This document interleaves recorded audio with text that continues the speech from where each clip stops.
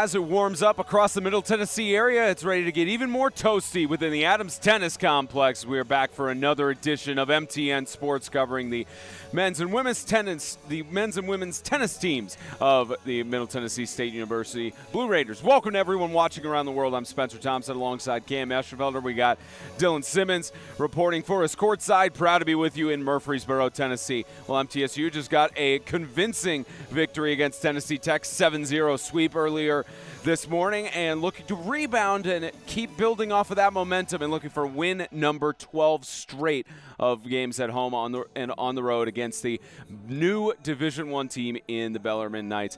Cam, this matchup for Bellarmine, they're in a 5-year transition period going from Division II to Division I. Of course, some of their sports have been pretty fantastic in Division I, including winning the men's basketball championship in the ASUN Conference, but tennis hasn't quite been the story. It's been a difficult bout. The last 3 years under the tenure of William Davis has been about a 13-30 record. They're trying to change the narrative. They got a tough task if they want to do that against MTSU. Yeah, Spencer, they haven't had it very easy recently. Definitely making the transition from D2 to D1 can be a difficult one. But, they are getting good talent, though. They have a lot of different guys from outside of the country, a guy from England, a guy from Bulgaria. I think it's just going to be a harder transition. It's definitely not easy to make that jump, and especially to play a team like MTSU, which is becoming a strong powerhouse, hitting the top 25 for the first time. It's definitely not going to be an easy one for them today. And I'll tell you what, another example of a great convergence of international players resides here in Murfreesboro with the MTSU Blue Raiders. So many star players from different sides of the world. Jimmy Borndame has just collected such a great amassment of tennis players, and it shows in the star performances from guys like Francisco Rocha and Stein Slum. Yeah, absolutely. I think that those guys, just being such big powerhouses, I wonder who we're going to see today on the lineup for Francisco and Stein. We saw in their last match they were pretty dominant, but we'll have to see what they do today. Coach Borndame mentioned that likely they're going to get some more freshman rotations in here against this Bellarmine squad. But for now, that Tennessee Tech matchup was a big win for MTSU as they got their win 11 straight wins earlier this morning, and now we hand it over to Dylan Simmons to tell us a little bit more about that match and some of the things that he's looking forward to. What's happening, Dylan? And you mentioned that a lot here as we go into what happened in that game. I'm going to give you guys a quick summary recap. I was on the call for that one, and it was very interesting to note MTSU had some early struggles in the doubles matchups. Talking to Coach Jimmy Borndame after the fact, he was very unhappy with the overall performance starting out, but he was satisfied with the team's ability to rebound as time went on. So it's going to be interesting to see how the doubles play will work for MTSU here in this matchup. As you mentioned, MTSU picked up a 7-0 dominant victory after the early double struggles and really showed their complete dominance in singles as well. So look for a strong singles performance from the Blue Raiders. MTSU also, like you guys said, should see some younger guys in the rotation. We saw some guys like Stein and Francisco might come out, might see some of the younger players who don't get as many chances and opportunities get an opportunity in this one. And look out as well for how MTSU plays the balls in terms of the style next to the net. MTSU struggled with some balls that were hit close to net against Tennessee Tech. So look to see how they'll adapt to that style up in this matchup. But that's all from me. Back to you guys. Thank you, Dylan. And for MTSU especially, we've seen it several times where the men's and women's teams have had doubleheaders, and in between they have that lunch. And Coach Borndame mentioned actually to Dylan and Noah on the first matchup as they were closing that he was going to reassess with the guys, get those lunch meetings and everything. You've played tennis before, and you've had some of those breaks between with your coaches. What were some of the things you were looking for in those conversations with your coach? Oh, man, for my coach, honestly, I would just want him to tell me that whatever I was doing right and whatever I was doing wrong. If I've got a great serve game today, but I'm not, I'm not being very consistent with my the type of shots that I'm hitting, I would want him to tell me that, and I don't want to go on the next match without having that knowledge, of course. So honestly, that's pretty much the only thing that I really need. It's just that affirmation from my coach telling me what I need to fix. So, yeah. Hopefully that's the same thing that Coach Borndame has done for his guys heading into this next one against the Bellarmine Knights. And, for MTSU, Coach Borndame got his 200th overall win as a head coach recently. He's now at 205 going into this weekend. Look for 207 at the end of the day. How are they going to do that against the Bellarmine Knights? I think, honestly, they just need to last. With this team, since they are, as we've mentioned, still growing as a team, I think MTSU you know, we might see them play some of their smaller players that I might have on the team. Maybe not seeing someone on the court one spot like Francisco or Stein. So maybe seeing people towards the bottom more like Lucas Oliver. I think honestly, outlasting this team is the number one thing they need to do. Just making sure they're consistent. They're not playing down to any kind of level. Just playing their game and you know, taking the win again. At least one mutual thing that is shared. This is the first overall matchup between Bellarmine and Middle Tennessee. But the one thing they do share is they both have a victory against Tennessee State University. The difference is MTSU has less singles games dropped, where they have the one there, and Francisco was incredibly furious after that. The first time in MTSU school history where anyone has dropped a singles match to the TSU Tigers. Yeah. But for Bellarmine, dropped 2 of them, managed to get the victory 5-2, and then swept at Belmont University last week. So they're having sort of a streak of playing Tennessee teams right now, looking to end it on a high note here in the borough. But as we all know, the Adams Tennis Complex, it's very difficult to win in this environment. Oh, yeah, man. Over 30 straight home wins at Adams Tennis Complex. If that doesn't say enough about the crowd that we get here and the kind of atmosphere that you have, it's not easy to come into Adams Tennis Complex and win a match against the Blue Raiders. And for the Bellarmine Knights, they continue this transition from Division II to Division I as they try to increase their credibility as a tennis squad. We'll be back in a few moments from the Adams Tennis Complex. Again, the Knights and Blue Raiders. That's coming up on CUSA TV.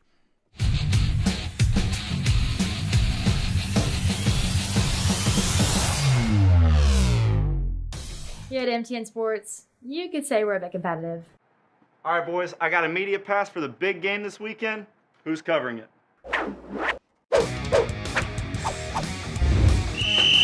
6 feet apart. Fight! 1, 2, 3, 4. Let me guess. Who's shooting this weekend? The funny thing is, I've got 2. Oh! I'm going to that game.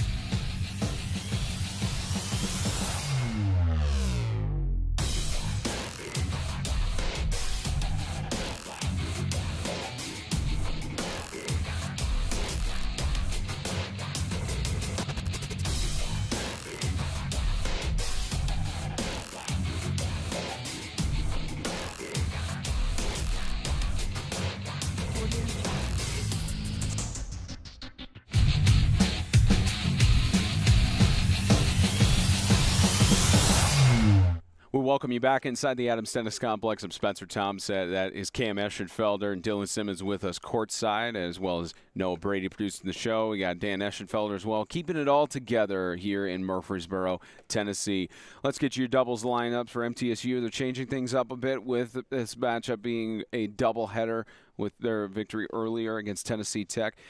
They'll start out with Oscar and Stein on the first doubles team, paired up against Jack Batchelor and Cole Grosich. And on the second doubles court, you got Chris Ed and Lucas Oliver paired up, and they'll be facing off against Xavier and Karma and Paul Reynolds. Then the final doubles team, Mattia Bernardi facing off with John Chin against Matthew Rice and Emil Bergeland. So at least for these double teams, a little bit different than the interesting thing about Bellarmine in their doubles matchups. They paired up so many different doubles teams, trying to do so many experiments there, and that's with William Davis. And he's in his third year coaching this Division I program. Really got thrown into the fire by trying to start with this transition and everything. And the win-loss record doesn't really show the growth at this point in his first job as a head coach, but he's trying to change that narrative. Yeah, absolutely. We're going to see how they do in this doubles match because we saw how their performance was last match. We heard that Coach Jimmy was not very pleased, but we're going to see how they go today. And we start out with court one, and Mattia and John, the freshman pair.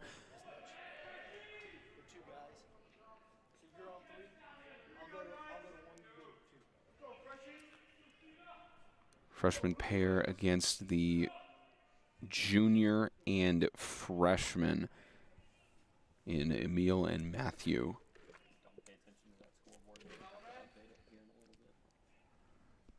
This one more of the more interesting doubles pairs today. I think this will be the one to watch. The younger team against the Bellarmine team. Service fault there, and of course, with this being being the doubles matchup on court 3, Mattia and John, they have been paired up before. It's just their best records are not them being paired with each other. As you see, a good stretch there. Got the better of their opponent on that set. Good net play by both sides.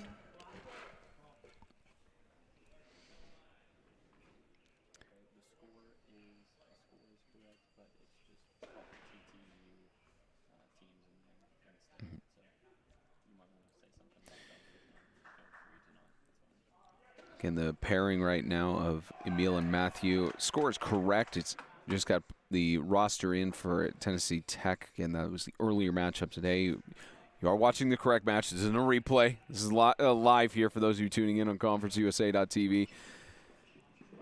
Got the freshman from Louisville, Kentucky, paired with the junior from Bekkesø, Norway. Great shot there.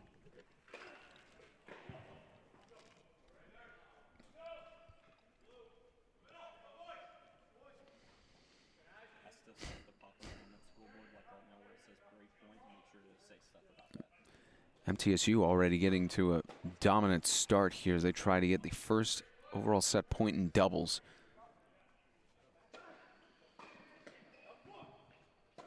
As they do there, it's a 1-0 advantage on court 3 already. I'm sure they're going to transition us over to another court.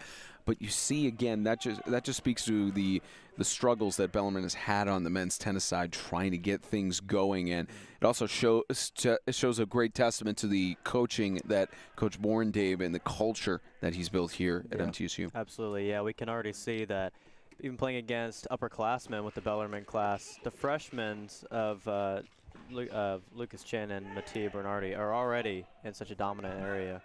So we take you over here to court 1, the lead double team here. Again, Oscar and Stein paired here for the #1 pairing. Again, usually they're not paired with each other. You usually see Stein paired with Modal and Oscar paired with Rocha.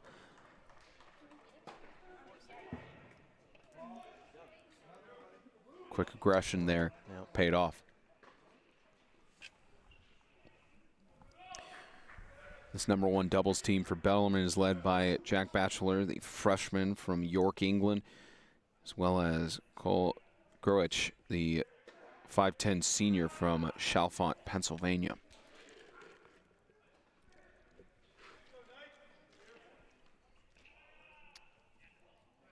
Big serve there by Bellarmine. Big serve that leads up to the deuce here for determining the first set point on court 1.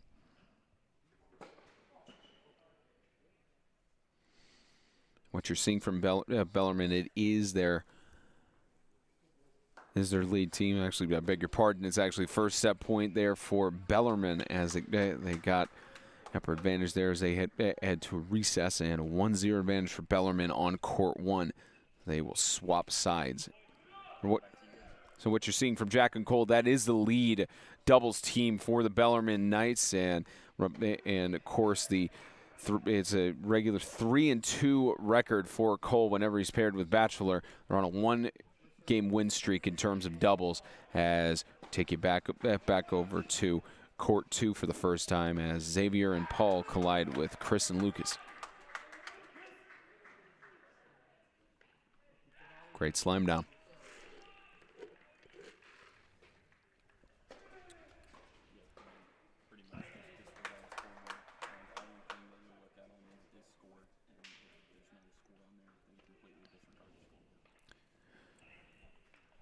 And Lucas Oliver, this is actually from the stat board coming into this weekend. This is his first doubles appearance on the season. And as a freshman, for him to finally get that doubles experience, he may have gotten some against Tennessee Tech earlier, but going into this weekend, not having any doubles matchups and being undefeated in singles as they do go to recess there, it's good experience, especially with a lot of these players who have graduated or are seniors now with their COVID eligibility expiring. Now for him to get that experience and start stepping up. Yeah, especially to learn that you're not just a solo player on this team and that you do have teammates that you can rely on. Especially with doubles, it helps to get that team aspect that you really need. Back over to court 3 with John and Mattia, as again the freshman duo for MTSU, not normally paired with each other. It's paying off dividends right now.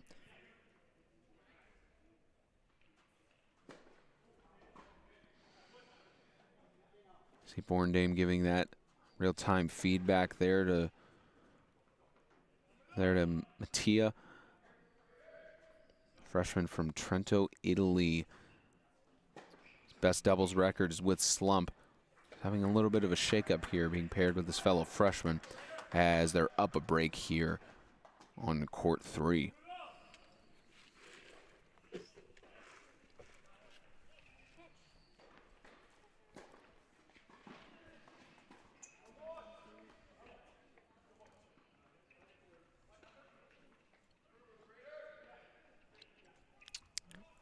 You're seeing some good quick reactions here from the Bellarmine Knights, just that the accuracy is what's seeming to kill them.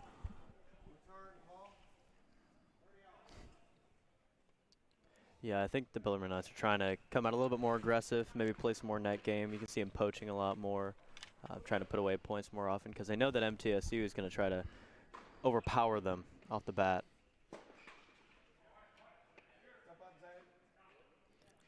And that one, just unfortunately missed that one. You could see Mattia tripped up a little bit there as he was trying to react, but benefited him with the Knights over servicing that.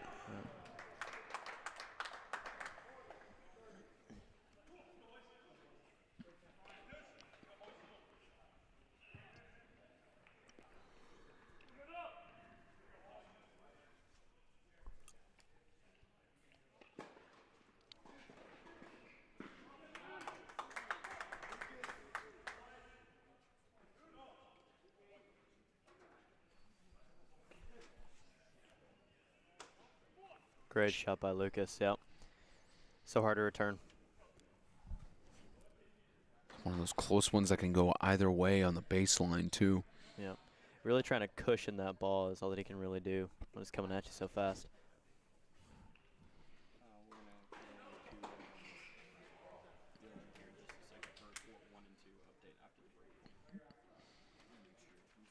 An advantage here. What you're seeing is on court 3. John and Mattia, an advantage, looking to go up 3-0 and take a dominant lead.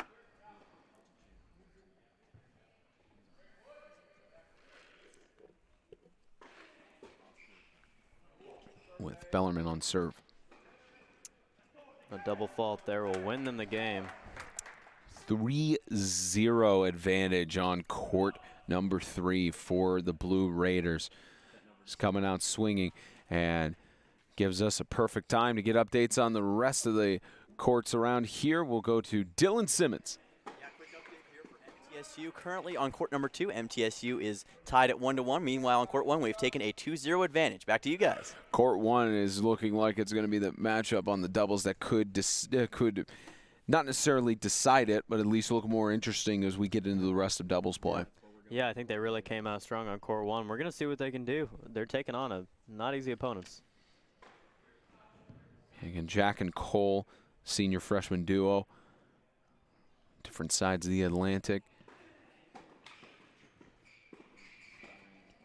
And just a missed swing there. The backside by Stein.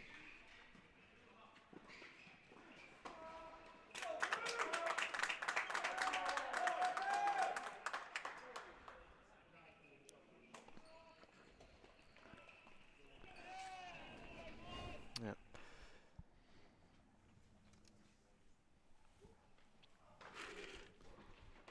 See the great reactions there as MTSU goes up 2-1.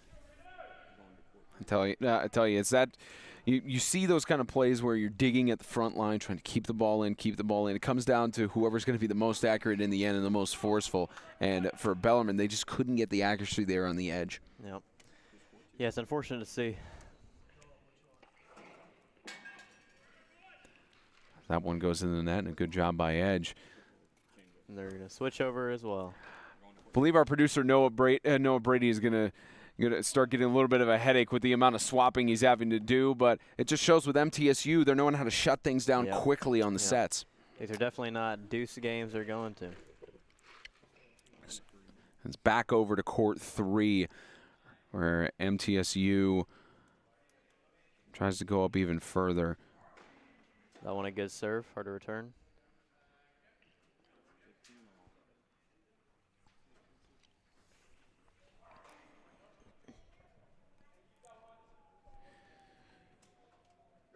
Matthew is usually not paired up with Emil for Bellarmine. He's on a 3-game losing streak when he's been paired. Actually, I beg your pardon, he has been paired with Emil, and they're on a 3-game losing streak in doubles. It can be tough to come out of that slump. So they did properly update as a 3-0 advantage as MTSU tries to go up 4-0 here, go up by multiple breaks at this point.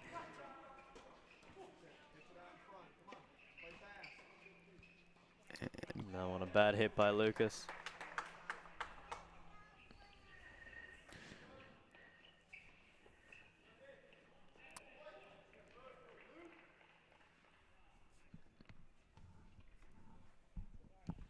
Again, Mattia again on doubles, usually paired with Slump. Changing things up here. Again on court 3, trying to settle things early. Great serve there. Wow. There's only so much you could do to react to a powerful serve like that. Brings it up to 30 all as Borendame gives some of that real-time feedback you were talking about, telling them what they're doing right and what they're doing wrong. As we know, Coach Borendame very, very passionate and sometimes very direct the way he communicates. A little bit of hiccups on the system there. I believe it was ruled out by MTSU. Yeah.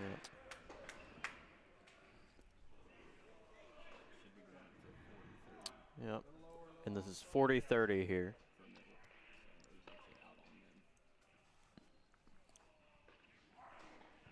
Big serve by Mattia. Wow. Just grazes the outside line, and they'll get that game. Go up there. Go up. Looks like they're staying there, actually. Should be going up or swapping sides. So they will go up 4-0 there. And Bellarmine will take serve before they switch. Yeah, 4-0 advantage for the Blue Raiders. We've seen these kind of patterns before from MTSU on doubles play, You know, we talked about leading up to their matchup against Notre Dame. They hadn't lost a doubles point to that extent, and they've continued that for the most part.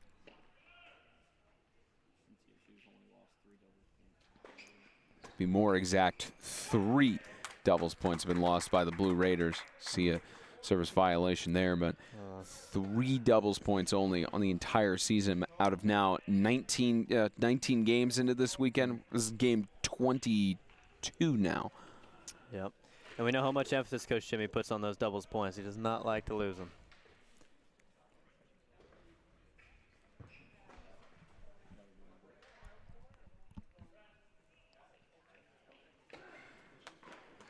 Game 21 on the season. Wow, big serve right down the tee. Good redemption. Great redemption there from the combination here, Matthew and Emil. Again, MTSU on game 21 of the season. They had game 20 earlier today. Matinee tennis for you here on CUSA TV.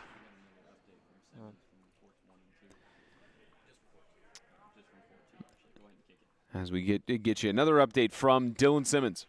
Good news over from court 2 right now as Chris Edge and John Chen have taken a 4-0 lead. Back to you guys.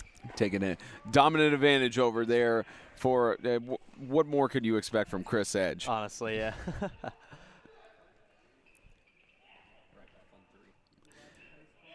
We're back on court 3 still. That one, a great return there by Mattia. Should be up to a 40-15 break point here as once again Edge and Lucas getting some action there. And of course court 1 right now, it's a 3-1 advantage for MTSU. As this that's another service going into the net for MTSU. They look to go up 5-0 here. That was double fault. A very unfortunate game there. You always want to miss higher or wider than you do want to miss in the net. If you miss in the net, that means you're doing things wrong. And most of them were in the net, unfortunately. Yeah, the Bellarmine Knights once again just showing the struggles that they've had on the season, and you could say that conversely, MTSU showing the dominance they've had this season. Yeah, absolutely. As we take you back to court 1 with Stein and looks Oscar. Like Bellarmine actually just took that game. We got to see just a little glimpse of it. So that'll make it 3-2 again. Again, shout out to our producer Noah Brady swapping in between these, and only to realize that it's going up by a break point there. He's working hard. He's pulling double duty today. Had to give a bunch of analysis in the TTU matchup. So now it looks like we take you back to the action on court 2. That was a big serve there. Almost hit his own player then. Almost like a fastball coming at you. And another fastball coming to the guy at the net. Unfortunately, that one went in the net. So again, accuracy is what it's coming down to in these. You could tell the Knights and the Blue Raiders have power behind their swings. It's just getting it in the right positioning. Yeah, you can especially tell on this court that Bellarmine is putting a lot more power right now. These two guys understand the power that their opponents have, and I think they're trying to match that right now. Unfortunately, you can see right there, though, MTSU's got power and they can control that wherever they want to go. Sometimes wingspan really helps as a tennis player, and in that case, he just tall edge. had maybe one step to the left. As you can see, Coach Davis, the Michigan State alum, Spartan, observing court 2. And the Spartans, one of the teams that MTSU recently beat. That one just a bit out. Very close. Yeah, close there on the sideline, and that will send it to another recess on court 2. They're going to bounce us around to some more court action in just a few moments. And you saw that on court 2 where they head to the recess, and I believe they're going to take us back to either court 1 or 3 on that. Actually, we got a split screen for you. Our first of this competition. Court 1 is going to be on your left. Court 3 is going to be on your right. We're going to see the action between those two, hopefully in a few seconds. And that'll be some good split-screen action to witness, especially because you got Oscar and Stein. Again, normally they're not paired up with each other. Yep. Now to see them on the left. Yep. Then on the right, you see Mattia and John. Again, not normally paired with each other. But we can see it looks like they're having a good time, though. I think, especially for Mattia, since he's always so much with Stein, this is a really good chance for him to not rely so heavily on a player that might be better than him and can control the court more so. Yeah.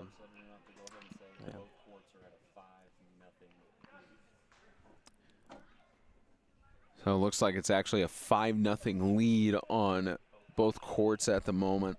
And yeah, I believe the scoreboard might be having some issues on the screen on your right here because it's showing 4-2. And again, at least on the official scoreboard in the stadium, it's a 5-0 advantage on both courts. Both courts 1 and 2. Yep.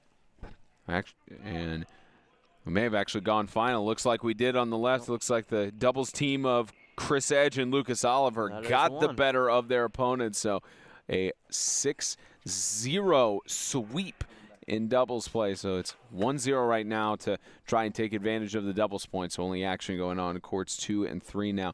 We've seen this a lot from Chris Edge. Anytime he's in any sort of tennis match, whether it's singles or doubles, he wants to get done. He wants to get done quickly. He's always the quickest player. That's crazy. He really does get it done quick. He doesn't take his time. 2 on your left, 3 on your right. The only matchups happening right now in the remainder. And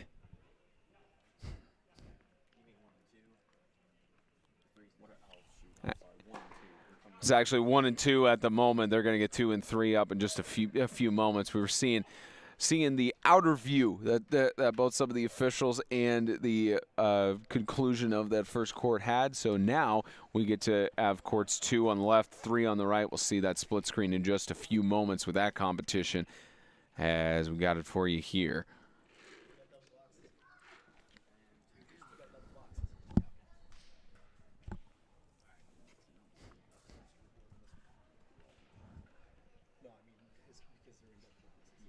It looks like they may have just retired the side as well on all this. Yep. Looks like court 2 on the left concluded on another 6-0 sweep. So MTSU will take the doubles point. One of the fastest double points taken that we've ever seen throughout our now second year of coverage for MTSU tennis, both on the men's and women's side. Yeah, that was quite a sweep. It looked a little bit closer there towards the beginning, but as MTSU started to get warmed into it, they completely took them out. Yeah. Yeah, and Coach Borndame talked about that at the interview on the end of the first match. He wanted to get his guys going, especially with a 10 a.m. on a Sunday matchup and coming back from spring break, but doesn't look like there are any problems there. Yep. So singles play is coming up. MTSU has a 1-0 advantage right now. Singles lineups will come on the other side of the break here on MTN Sports. Back in a few moments here on Conference USA TV.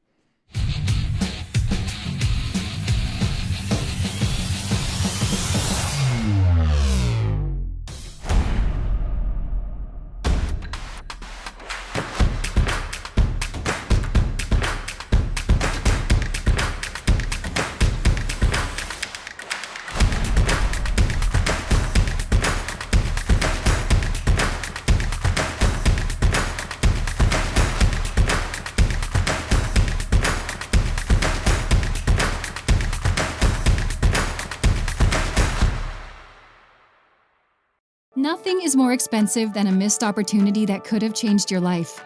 Maybe you're just graduating high school, or are working and need to earn a degree to advance your career. Or you aspire to be a leader, and a graduate degree can make that happen. Whether you're just starting out or retooling for the future, Middle Tennessee State University can help you get there.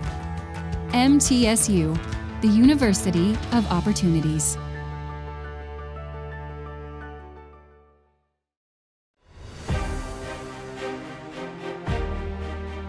So many men and women that have served, that expected to be able to have their tuition or certain assistance being given to them, and that money evaporated. With the establishment of the general fund is to make sure that all those men and women can get through MTSU and pursue what they thought they could do when they came on back. We're extremely proud that the Predators have identified the need to help make this fund one of the best at our university for our veterans.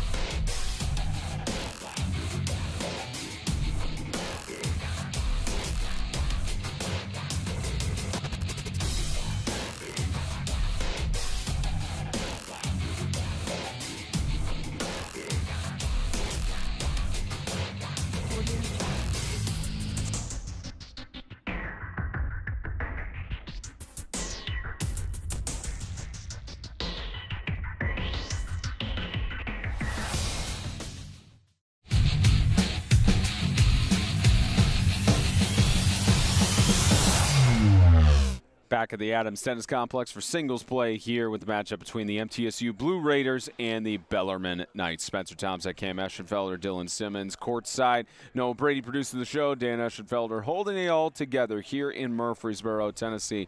Got your singles line up. They have a little bit of adjustments there. Stein Slump at the one. Not a surprise there. He's been this top contender, as always, for Blue Raiders. He's against Cole Grosich. Then you got on the singles two, Chris Edge, who in his own right, a dominant player as well in the singles. He's got a matchup against Paul Reynolds, the junior from Louisville, Kentucky. Oscar will be colliding on court 3 against Jack Batchelor. Court 4 is John Chin versus Emil Bergeland. Then at court 5, you've got Lucas Oliver, the freshman, getting the nod there in singles for the day against Xavier Ikarma, and then Mattia Bernardi on court 6 will have his bout with Matthew Rice. And Stepan Alice actually getting a little bit of a break, as it seems, when he's normally in the singles lineups. Yep. It'll be good to see Lucas Oliveira and Mattia Bernardi get some singles play. I think it'll be good. Yeah, especially for the freshman who hasn't lost a singles matchup yet, 3-0 going into his 4th singles matchup, or going into this weekend. So it'll be interesting to see how the freshman from France will participate. Let's start out on court 5 of the action between Xavier and Lucas.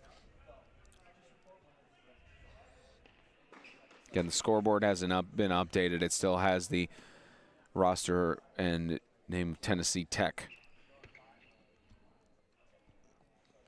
Right now you're seeing the freshman that we were just mentioning, the business major, who has only been at the number 6 position in all 3 of his appearances. His first time going up the ranks to number 5. Yep. I think it's an interesting jump how he jumped Mattia. It'll be interesting to see, though, if he can maintain that 4-0.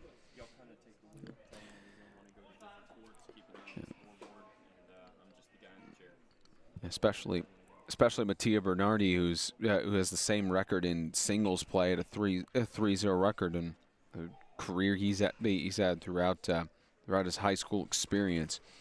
As we continue to look at the action here on court number 5. Again, you look at his opponent, Xavier Ikarma, the freshman from Louisville, Kentucky. He's on a 2-game win streak in singles, total of 6-4. And tries to get things going here.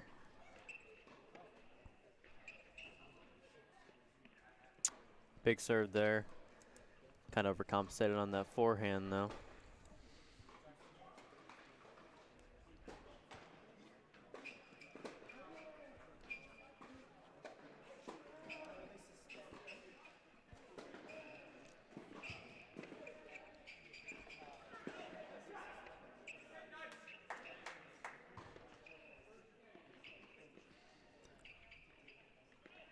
Oh, great volley there by Bellarmine. Wow. It's a great dig. Xavier knew what he had to do in that case, and you know, one of his losses at least recently was the last matchup against Belmont, where he lost 3-6 and then got swept 6-0. Starting to make a recovery now as he goes up 1-0. And for in court 5, that action there between the freshmen is now on a little bit of a pause. So time to bounce us around to court 6, where we'll see the action where you were surprised about the bump for Mattia down to the 6th position, especially with him being the #1 high school tennis player in the Trentino region for 2018 and 2019.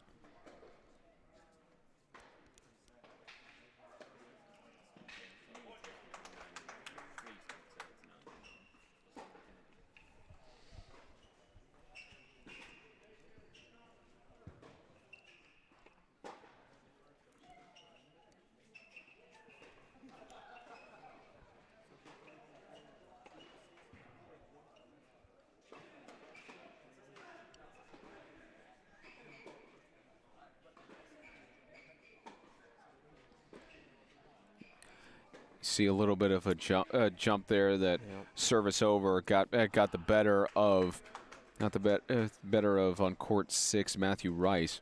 And if you don't normally watch tennis, that's not a accurate score. Looks like maybe a baseball score if you're having a really out of control game, but I'm sure PlaySite will get updated at some point.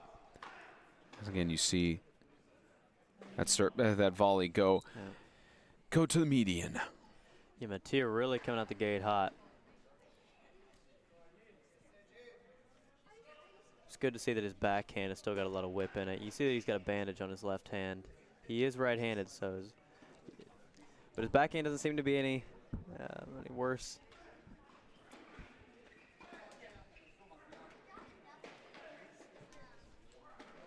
Almost looked like the play was stopped there, the way they were acting. It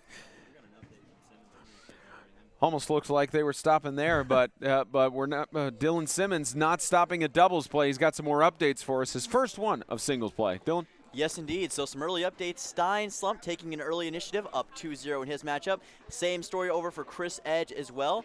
Oscar Brostrom Polson is currently in a 1-1 tie. Interesting to see how that one will play out. And John Chin is currently in the middle of a 1-0 lead. Back to you guys. Not a surprise with Stein or Chris at all, because they like to finish their singles play fast, early, and as efficiently as possible. Yeah. Maybe we could get over to one of their matchups to at least get a little bit of their competition. But at least for now, we're headed over to court 3 with Oscar as he collides with Jack, a freshman action on freshman. Yep.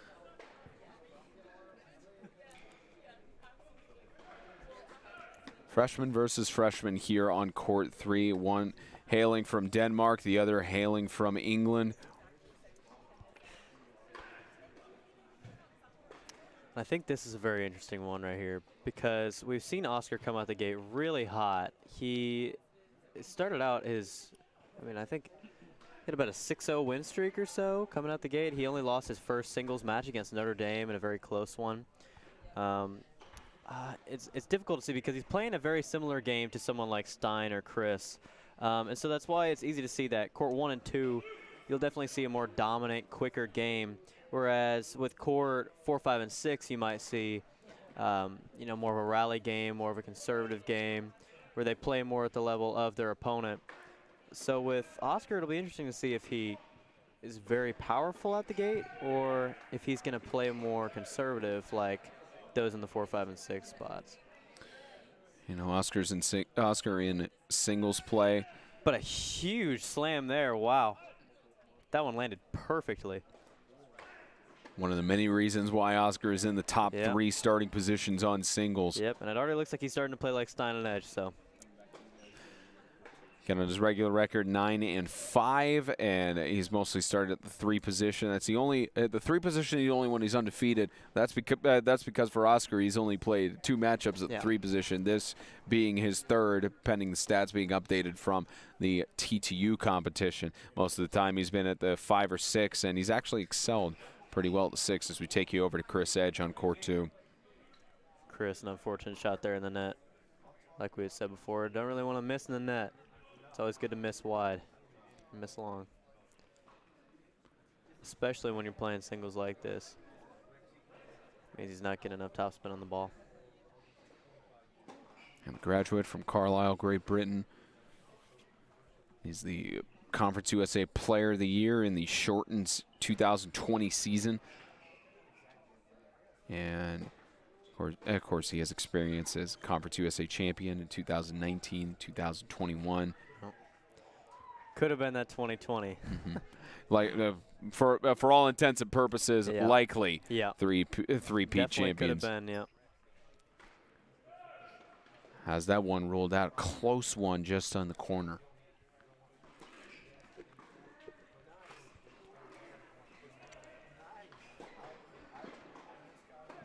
Chris Edge, we can actually see using the Babolat strike. Interesting choice there. I like it.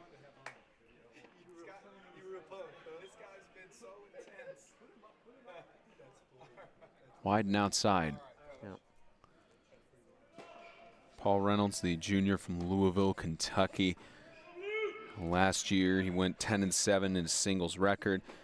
He was in between, mostly started at the number 2 and number 3 position, which the trend continues this year. And his most starts last year at the number 2 position, and he led the team with 9 singles wins, as gets the better of Chris Edge on that service. Yeah, it looked like he was going for the passing shot there. Even if it did go over the net, though, I think Bellarmine had guessed right.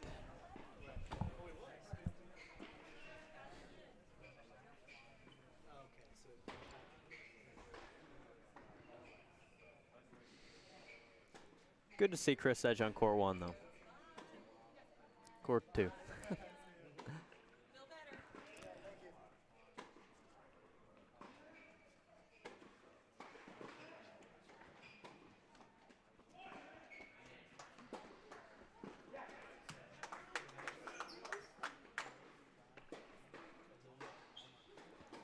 Big first serve goes in the net.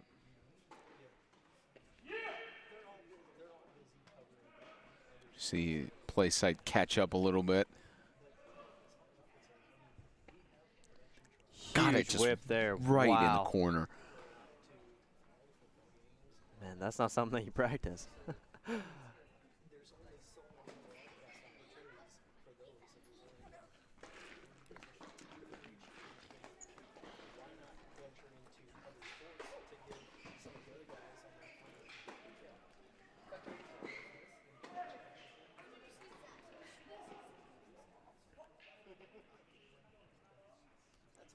Just inside on the line there, and then far outside. You saw some good volleys there between Chris and Paul. He's absolutely controlling this court right now. So offensive.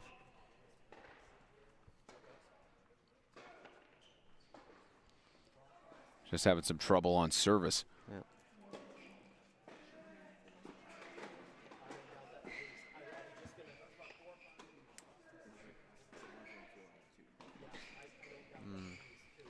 That one, bit of a weirder shot, harder to pick it up.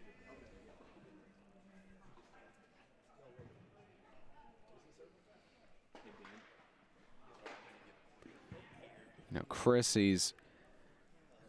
we're actually seeing some abnormal things from Chris Edge right now. You know, we usually don't see services into the net like this, but there are a lot of other things we don't see, and that's why we trust our sideline reporter in Dylan Simmons, or courtside reporter, I should say. Tell us about the stuff we're not seeing right now. Well, going on of court one, currently Stein and Oscar Bostrom-Polson and John Shin all currently with a 2-1 lead. And just got a quick update over on court 5 with Lucas. Currently faces a 1-2 deficit. Back to you guys. Yeah, Lucas is the freshman and facing a 1-2 deficit. You're going to experience those early on in your collegiate career, especially with him getting the nod in doubles. He's not used to going right from doubles into singles with that, so maybe that could be having an effect on his gameplay. Absolutely, yeah. And we head back over to court 1, and Stein Slump, the amazing story, still of course. Last year he was a second-team singles in Conference USA. He was first-team doubles. Every appearance this season, he has always been at the #1 slot. And in total, in singles, he's only had 5 total losses out of 10 wins.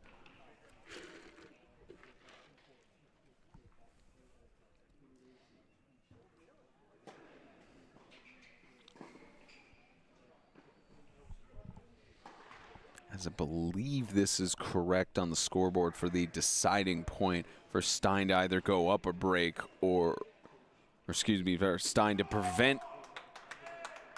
It's actually interesting. I got tripped up there because of someone being named Hollis for Tennessee Tech.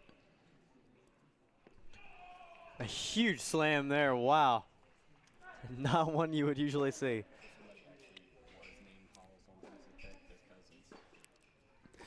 Actually being told by our producer from the earlier matchup is actually the cousin to Stephon Hollis is the other person named Hollis for Tennessee Tech, and the scoreboard is correct. Stein is up 3-1 here on court 1 against his opponent in Cole. Wow.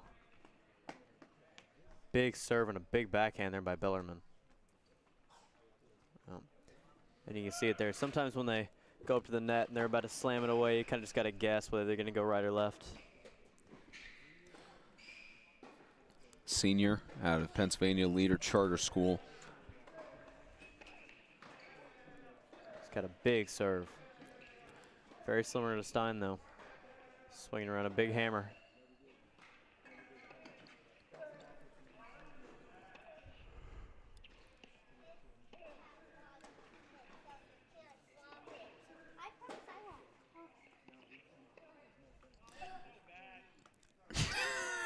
I think he described it better than we could have. Yeah, definitely something that Cole wants back on that play.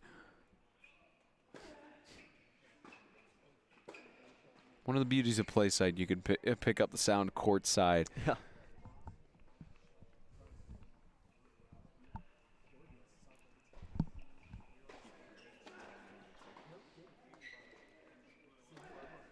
Shout out to my, not sure if he's still tuned in, my buddy Robert, who's actually attending Bellarmine.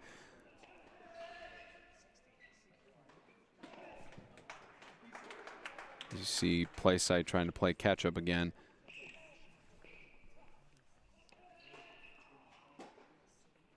Oh, wow, big one there. And if I'm not mistaken, he has 2 backhands. He holds on his forehand, he uses 2 hands. Wow, that's not something that you see very often. Skillful tennis that we're seeing here on court 1. Living a little bit speechless, isn't it?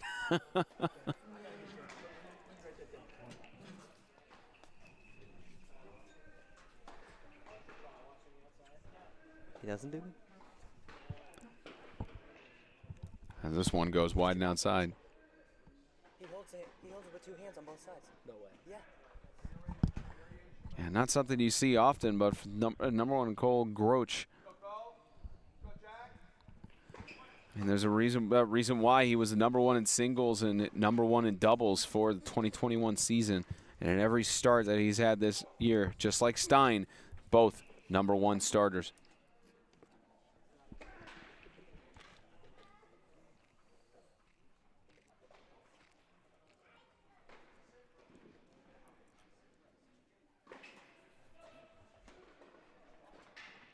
Again, you're seeing play site deciding to trek behind us a little bit today, at least for this competition.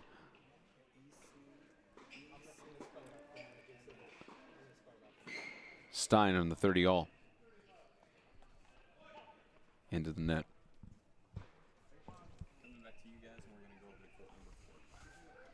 And it looks like we got some more action for you from around, as I like to call it, Red Zone for Tennis, where we have several hours of commercial-free tennis and going through each of the matchups here as we take you over to court 4, I believe, for the first time on singles play, as we've got Emil colliding with John.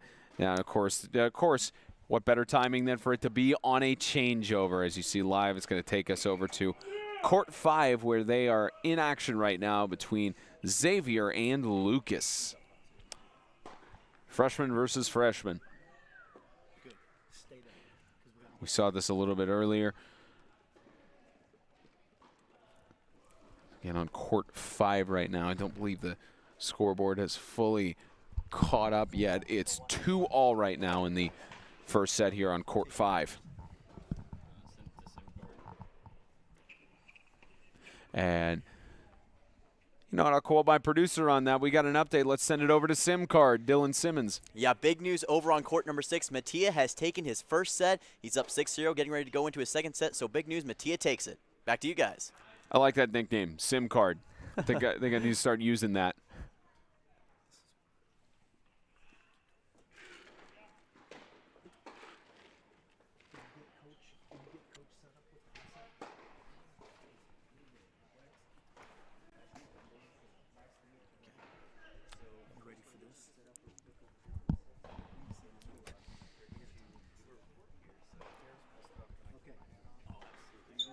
Looks like they're switching over courts right now.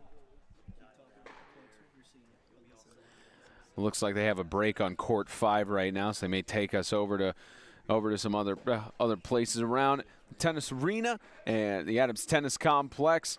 As we take you back over, looks like it's getting us over to court 6 with the action between Matthew Rice and Mattia Bernardi. Again, a lot of matchups of freshman versus freshman.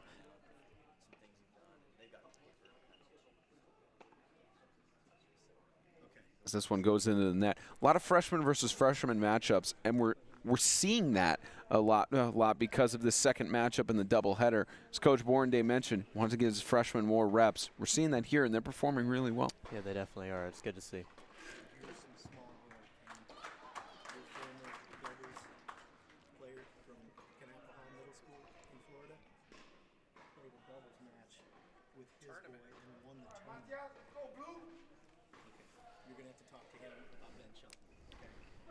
So go ahead and introduce our guest. We have a special guest. Okay. Go ahead and get As it looks like they take a little bit of a recess here on court 6, we are joined now by the former coach of Louisville and Coach Rex Ikarma, who currently is soaking in the action with his son Xavier on court 5. Coach, thank you for joining us. Pleasure. What have you liked from your son's play so far? Well, I think he's just putting some balls in play, going to the net, just kind of hitting a variation of volleys. He's going to need that because the player he's playing against is very fast. You can't just give him the same type of shots over and over again. You got to keep him on his heels. And Coach, I used to play with a player named Ben Shelton who just recently hit #1 on ITF rankings, and I heard that Xavier got to play with him on doubles. How do you think he does in his doubles competition, your son, in doubles? I think he's good. He really likes it. He's always played it since he was 12 at a pretty high level in every tournament. As you know, you don't have to play doubles. You could just play singles. He's always chosen to play doubles. And your old teammate, Ben Shelton, and him played the Adidas National Level 3 in Peachtree City and won it. And I didn't tell your dad that there was another coach's son there, Jim Thompson's son, Frank. Jim Thompson, who's a current coach in the ACC with Virginia Tech. So there was 3 coaches' sons there. There was a Florida coach, Louisville coach, and the Virginia Tech coach. So that was kind of really cool. Oh, wow. I love this for full circle stuff that we're having. We were talking about it prior to the match, where you got to play in middle school along number 1 ITF tennis player and such. You know, this all the whole full circle stuff is pretty incredible. And Coach, speaking of the ACC, you used to coach Louisville. Of course, MTSU has played them this season and the last few seasons and everything. What's impressed you the most with Louisville here in the 2021 to 2022 campaign? I mean, they're playing good. They're starting to really catch fire right now. I think 4 of their players were guys that I recruited. Then Coach Rodrigo da Silva is doing a great job. He brought in 4 outstanding players, and they're really meshing in together. And I really think that's going to help Jimmy and MTSU down the road, because I think their ranking's going to go up, which obviously computer-wise that makes that MTSU win even better against Louisville. So I think that as Louisville goes up, that will help MTSU go up just for computer ranking sake. Yeah, we were actually talking about it prior to, about the ITA rankings and how they MTSU was at top 15, and now they're outside of the top 20 rankings and everything. It's very interesting going down the stretch, thinking about the national rankings and all of that. But what impresses you most about this MTSU team as they head into the rest of the season? Well, they look very disciplined in a sense that they're playing within themselves, or very quiet. They know their game, and they've got really good body language, and it's just a great Jimmy Borndane team. Obviously, I coached when Jimmy was a player at Butler, and I know how intense he was as a player. Now he's bringing it out as a coach. I remember telling a producer we played doubles matches up to 8 at that time, and it was regular scoring, so a doubles match could last an hour and a half, and we're at 15 all in the first set, and Jimmy hits a great shot. It's 30-15, not 0-0, 30-15. He starts getting fired up. I spun my head around. I go, who is that guy? So then I've gotten to watch his career as a player, then watch his career as a coach, and I am so happy for him. He deserves all the success that he's going, and I really think he's got a team that potentially can host. I think Middle Tennessee could be a top 16 team at the end of the year and host a NCAA regional. Yeah, absolutely. I couldn't agree more. And I just wanted to ask, because you were a former coach of Louisville, so you know what a good team looks like. Bellarmine has really been growing recently going to Division I. How do you think that this team, especially with your son being on the team, getting to see it grow, how do you think they're doing so far, Bellarmine? I think they're building a foundation. They've got a couple of nice freshmen with Xavier and Jack. They got They got a couple of nice signees from the South as well that are good, and I think they're going to have a really good recruiting class. It would have been a nice team for you to play on. I heard you took a visit to Bellarmine. Maybe you should have shored up maybe that should be you over there on court 6. But anyways, I think they're just doing it little by little, and that's how you build a program. You build a program the right way with freshmen and new players, and we'll see how it goes. We'll be 100% behind them. You think Cam and Xavier would have made a good doubles team? Oh, yeah. Oh, yeah. It's just that middle ball, both of them would try to go after it. You got to share that middle ball, guys. You can't both go after it. Well, thank you so much for joining us, Coach. We appreciate it. Hopefully you get to see a W on the singles court for your son, Xavier. All right. Thank you. Thank you so much. Man, full circle yeah, on, that's on all these things. Watching Coach Jimmy play it, wow. I just love that there's the energy where it's tight all year and fired up. And who is that guy? Like you see that with Coach Jimmy throughout. It's just normal for us in these matches. It's normal for us on any of these tennis matchups. As we actually have action on a court that's in a recess right now. But we got some actions that are going on in other courts right now. Producer a little bit hung up right now, yep. which is understandable. Yeah. Understandable. Talking with Coach Rex Ikarma, again, formerly Coach Bellarmine, or excuse me, formerly Coach Louisville. Now his son's at Bellarmine, and one of the many great interviews that we get to have here with MTN Sports. Yep. All right, let's get some action around the rest of the courts here. Look again at Stein versus Cole. Get back to that #1 matchup here between the Blue Raiders and the Knights.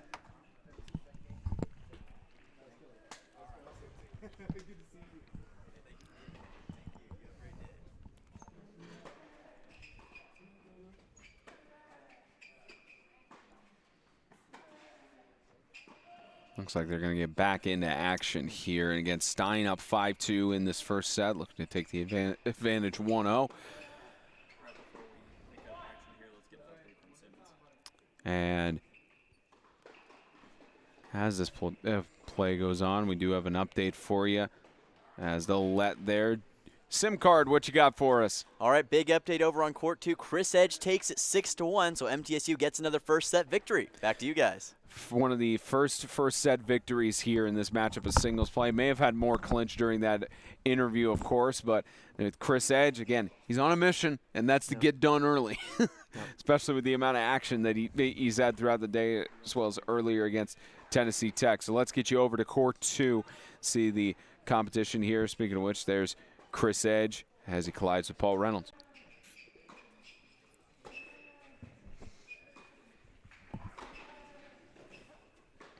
Big backhand there by Chris.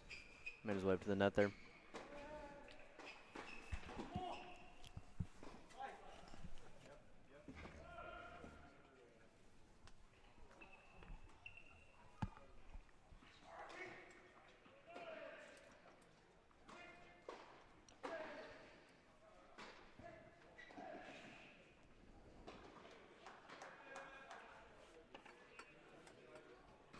So you mentioned earlier from Chris Edge he was taking either a different form or approach on this. For those who may not watch tennis as much, what did you mean by that? Well, it looks like he's trying to play a bit quicker, almost. I think he's coming out with a lot more power, trying to put away his opponent as soon as possible. Yeah, it doesn't really look like he's 100% almost. He's doing a lot of different shots that we don't normally see, honestly. It's very quick tennis, though. Yeah, and it looks like he has a little bit. There's another recess there. As he, I believe that's his first point of the second set, with going to a 1-0 advantage and swapping sides of the court here. Is again Chris Edge trying to claim an early victory and get the second point for MTSU. And sometimes you see in these men's matchups, normally they're supposed to retire the rest of the singles matches whenever it gets to 4 points for either side. But in the last matchup, they kept going. They still gave Tennessee Tech their reps in. They got the rest of their guys reps in, and they might do that same thing here with the freshmen, regardless of what the result is against Bellarmine.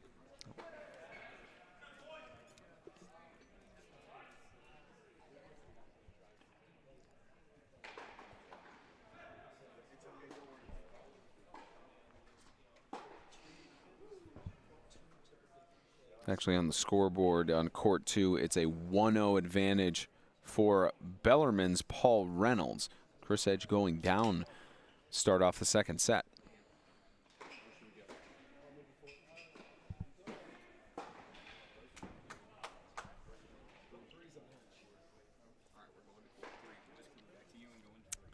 Let's get you some more action from around the ATC. Let's get over to court 3 with Jack versus Oscar. And that matchup again, England versus Denmark, freshman versus freshman. Another interesting fact, around the same height as well. Oscar 6'3", Jack 6'4". People in with tennis as well, you know, it's not just the wingspan, it's also the height to be able to help you to stretch for any of the services back and forth. Yep. Being tall definitely helps in tennis. I played once with a guy who was 6'5", and his serve is just monumental. Mm-hmm.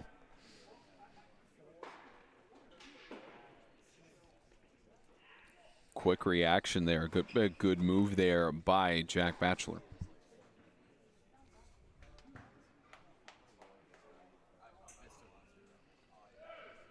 Jack Batchelor on a 2-game win streak in singles, 6-4 in his last 10 matchups. He's only had 3 times where he started at the number 2 position,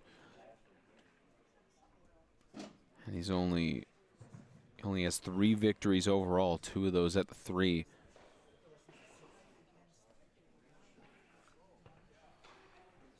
Huge serve there.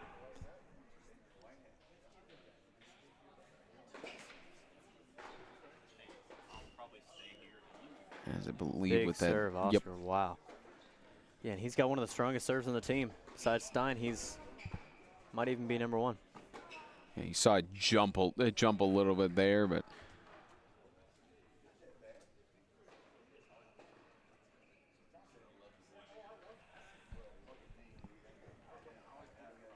Oscar 2-4 in the last several matchups in singles, 1-game win streak.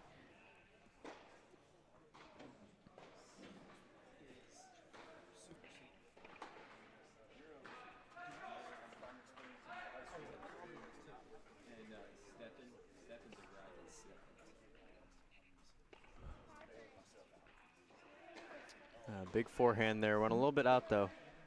Bellarmine playing a big game today, though. Especially with the tough matchups that they have. Yeah.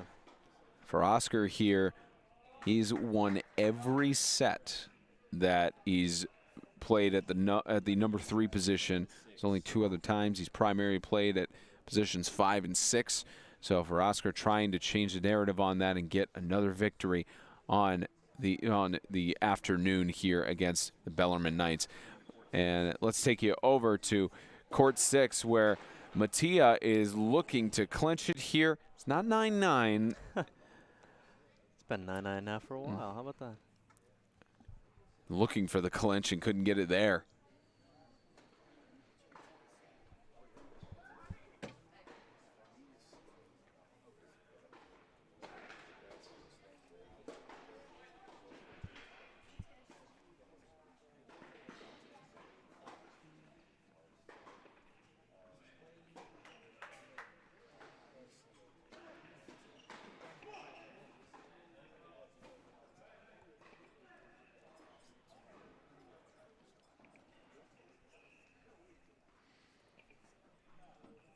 Tried to dig for that one, just couldn't curl it back in.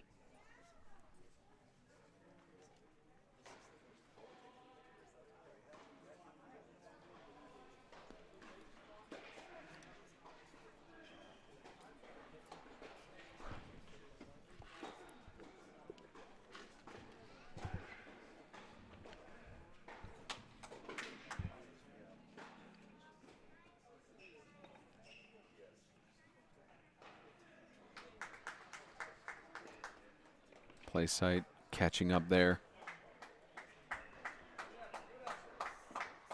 Got it on the outside.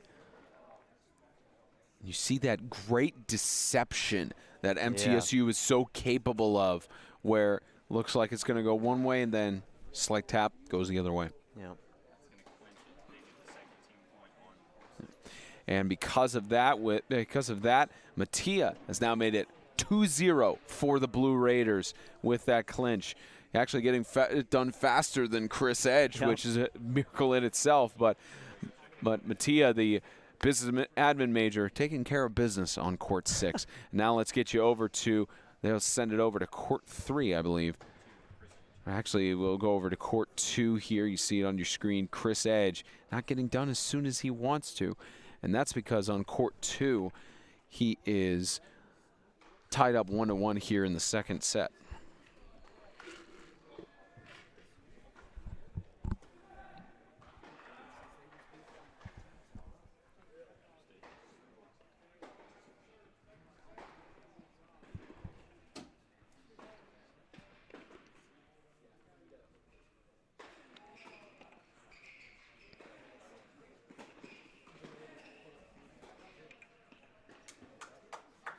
Big shot there. Looks like it might have gone just a bit out, though.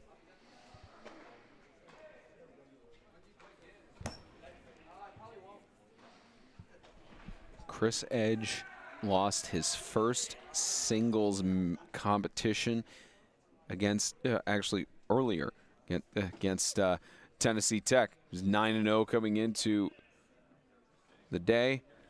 He's on a large winning streak in singles records, and Chris Edge trying to change the narrative on that. I'm sure very frustrated from the earlier matchup, and he's right now struggling a little bit in the second set, but has the advantage 1-0 nonetheless. So let's get you over to our sideline reporter Dylan Simmons, who's got the latest updates for us. Big news over on court 3, guys. Oscar Brostrom-Polson takes it 6-4 on his first set, which means he'll be up 1-0 with a chance to close here in just a second. Back to you guys. Yeah, Oscar has got the advantage as he usually does, and we got that action a little bit on court 3 as we're going to get over to court 5 now. We'll see the freshman in Lucas Oliver taking the action again against Xavier Ikarma. We interviewed his father, who's watching here in the ATC.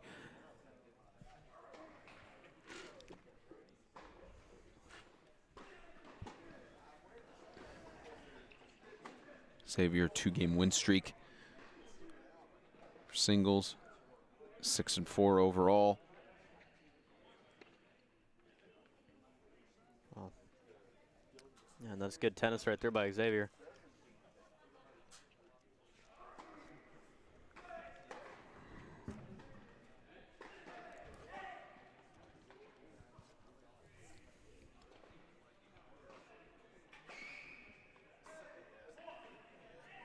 Big serve.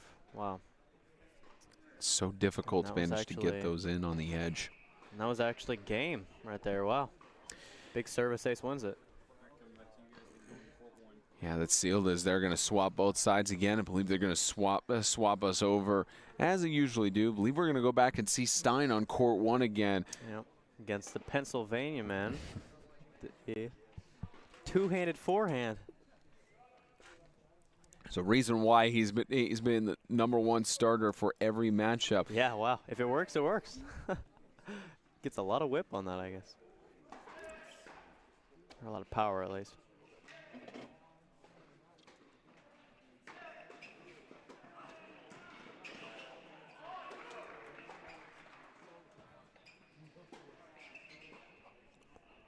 Oh.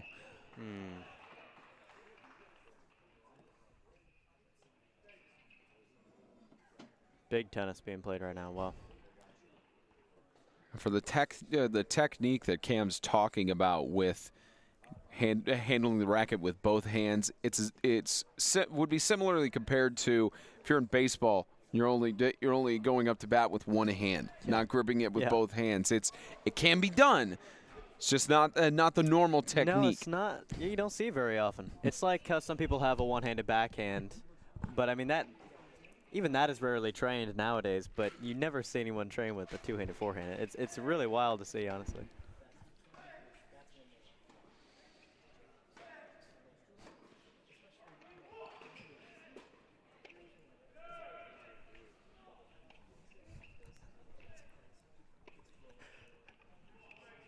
It works really well. I can't get over it. Wow. We might have to stay on court 1 for a while just to see the technique behind this. Yeah, I think Stein's he's a little confused by it too. I think. Which side do I hit it to, honestly? He's fortunately got a 1-0 advantage here in singles play, but he's down 1-0 here in the second set. Yep.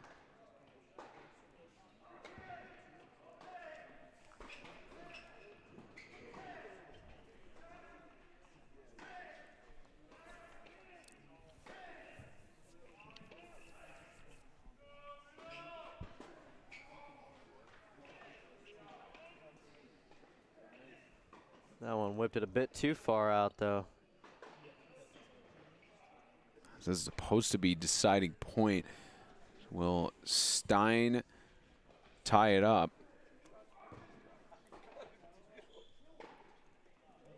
And he did actually not on that. So instead of Cole going up a break, Stein has evened up second set.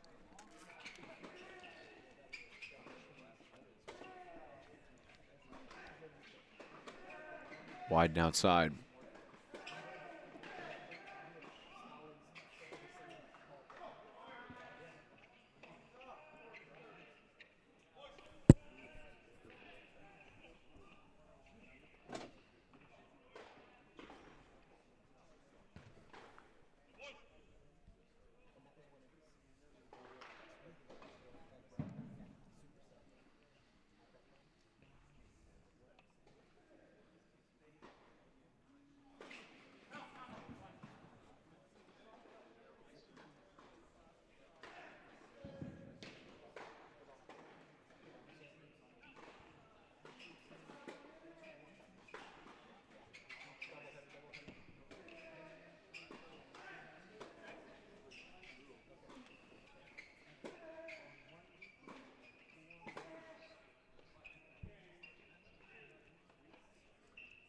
Got it in on the edge there.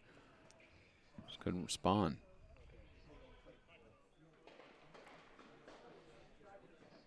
Scoreboard tracking a little bit behind there. I believe it should be 30-15.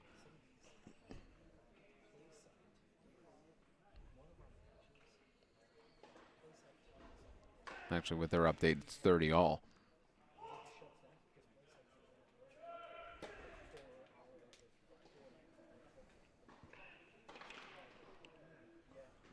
It's so difficult on those plays to be able to dig that out of the depths. Yeah.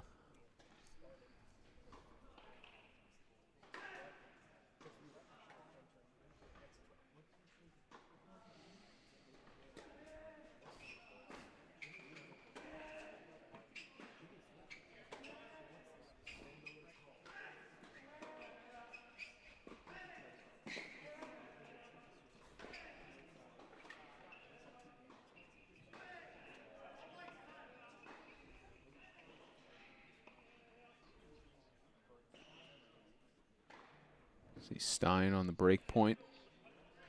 Outside. Yeah, just a bit out there. Yep. You can see Bellarmine player not happy with that one. You're disappointed as Stein goes up a 2-1 advantage. Let's hand it over to Dylan Simmons again for the latest around the ATC. Yes, sir. Latest update with John Chin currently holding a 4-0 lead on court number 4, and he is very close now, just 2 games away from closing it out. Back to you guys. Yeah, John Chin doing very well in singles play against Emilio Bergeland. And right now in the singles play, MTSU, of course, leading 2-0 overall. And if John Chin is able to finish that out, it'd be point number 3 for MTSU. Closer and closer to potentially retiring the rest of singles play. Yep.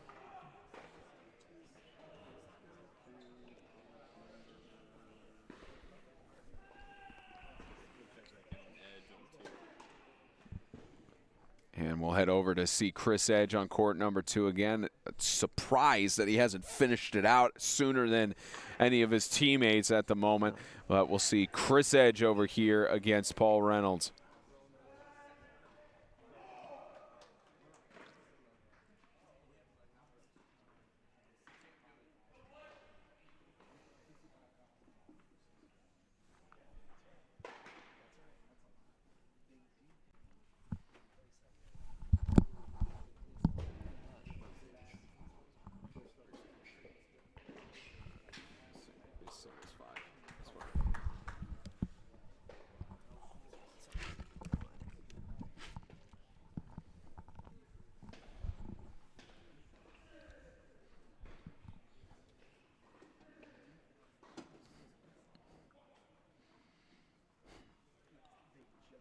That one back into the median.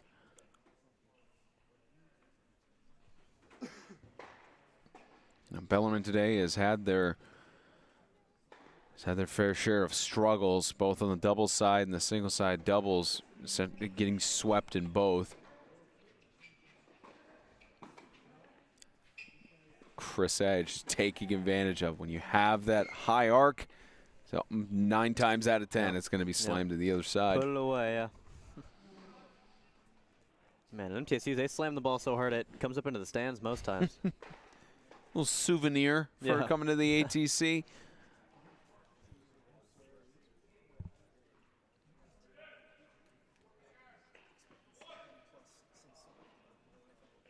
Could have let that one go.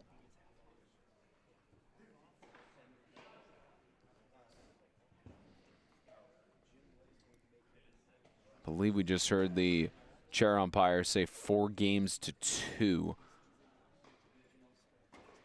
I believe still the advantage to Chris.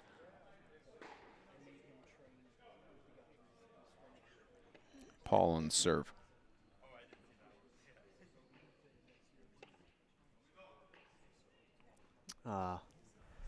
Unforced error there by Chris. Shot definitely should have gone, man.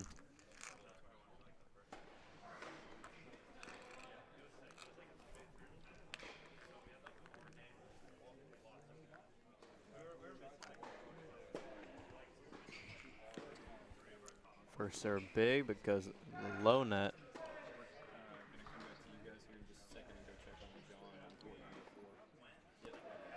See the service in there. Time to take you to some other action around the ATC. We take you over to court 4, where John Chin is trying to get closer and closer to closing out his competition in the second set and trying to make it a 3-0 advantage for MTSU over on court 4 as he challenges his opponent, Emil Bergeland.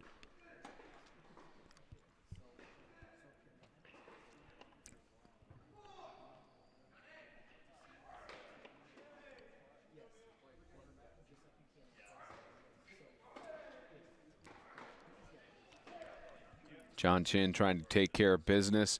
Emil Bergeland trying to calculate his next move.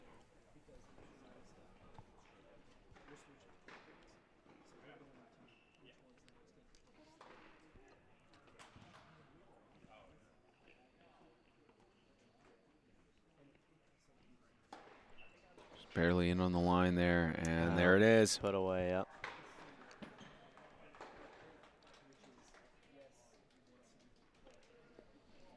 Not as loud in the ATC as you're used to seeing on high-tier matchups, especially with it getting down to the later half of tennis season in the spring.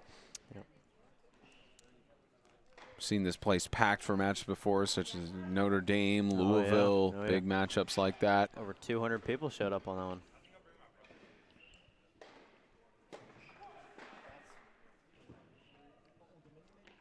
Oh, a little trick shot by Bellarmine, put him in a good position, but he couldn't finish it. You could tell Emil wanted that one back. Oh, yeah. Emil last season tied the team record for singles wins, 17 total in between his number 2 and number 3 starts. Getting the nod for the number 4 position today.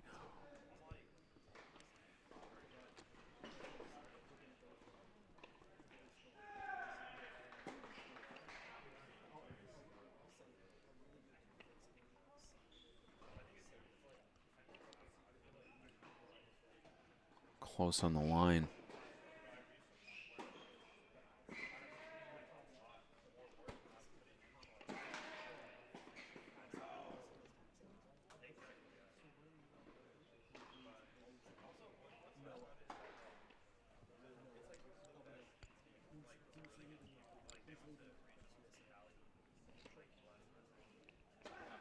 Beautifully placed. Wow. You can see the drop on that ball after he just popped it over the net. Yeah. Got Emil in that pattern of just going back and forth and back and forth. Yeah. So hard to get to. To get it out, a little bit of something. No. And a discussion here with the chair umpire.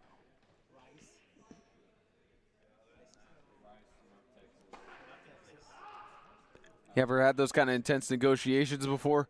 Yeah, I mean in high school tennis, so it's a little more aggressive. Not quite as regulated.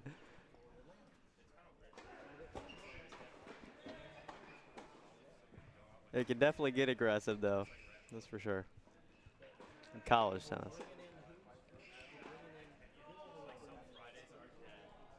That one out. So it looks like that was actually a match right there. I think that's what the disagreement was about. Yeah, so there's the match there. I believe that's gonna wrap it up. So with that, that should be, I believe with them shaking hands, 3-0. Yep. So 3-0 now for the Blue Raiders. Yeah, MTSU up 3-0 with a good victory there. Now it says Hollis, he's not in competition right now. I believe they just saw that was John Chin who clinched it. So 3-0, MTSU is leading and getting closer to an MTSU victory. Dylan Simmons has the latest. Yes, sir, and they are now just one game away from pulling that out with Chris Edge currently holding a 5-2 lead, and we're going to see if he can do that here in just a second. Back to you guys. Looks like we're going to have to focus fully on Chris Edge for at least the remainder of his set competition right now with that 5-2 lead. Let's get over to Chris Edge on court 2 as he fights again with Paul Reynolds. And Chris looking like he got a nice tan. It's great. They did just go on spring break. Yep.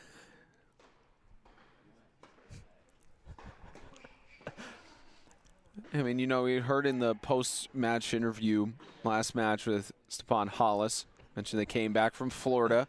Yep. That'll do it. Big shot there.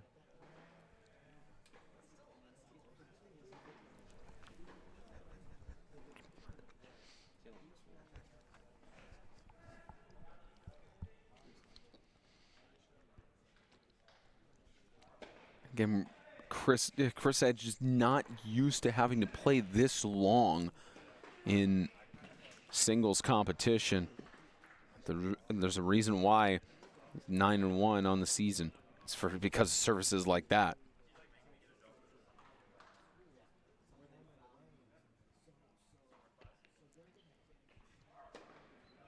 Looks like both times are ruling a let.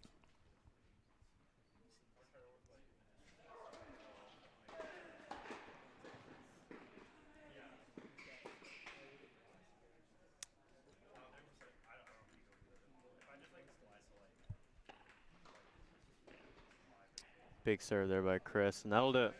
And that's going to do it. MTSU gets another victory. That's now win number 12 straight as the Blue Raiders continue to dominate in the collegiate tennis world. 4-0. I believe actually on the scoreboard it says 5-0 right now with their advantage. Maybe another matchup finalized that we were not aware of. It says 5-0 right now. MTSU still got some more tennis action. Don't go away. Still got some singles matches going on where they aren't going to retire any of them.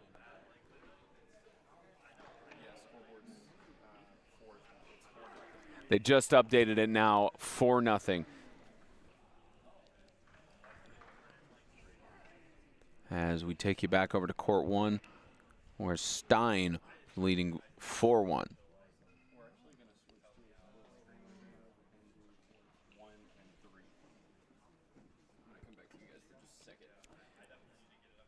Courts 1 and 3 are going to come up for you on a split screen as we'll see Stein and Oscar in real time, side by side in a sense, not on the doubles context, but at least in singles, seeing their matchups colliding at the same time. But how about the Blue Raiders getting that win today against Bellarmine? Oh man, I really think they just came out hot, and they, they stuck through. So I think that getting that easy momentum at the beginning, working with it, that's definitely all they really had to do.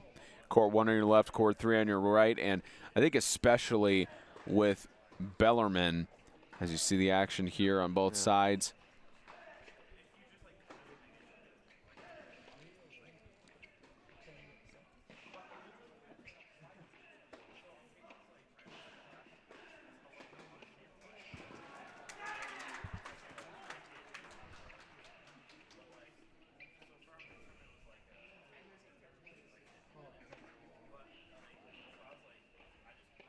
Wow, There so it much is. power on the left side of your screen. Whipping every single shot and then eventually putting it away. Wow. Got the job done. Yeah. And with Bellarmine, Coach E. Karma talked about it best in that they're starting to build something and build the foundation. It's tough to do that, especially in the first few seasons of making the jump to Division I. And it's also a good measuring stick for Bellarmine. You know, Coach Borndam talks about it all the time with his guys, and they want to measure where their team is and challenge themselves continuously with getting big opponents like Notre Dame and Louisville and Indiana University, Bloomington, colleges like that. As you see, great power on the right side from Oscar.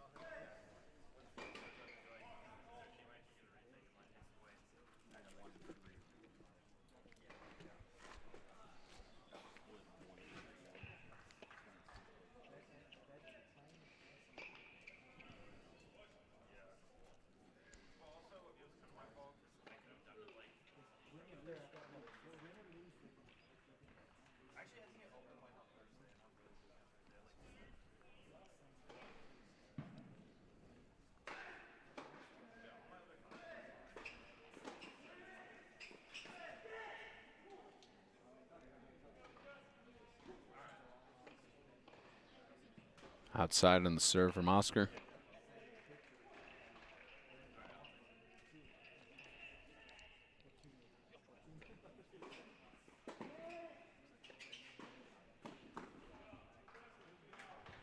Beautiful drop there on the right.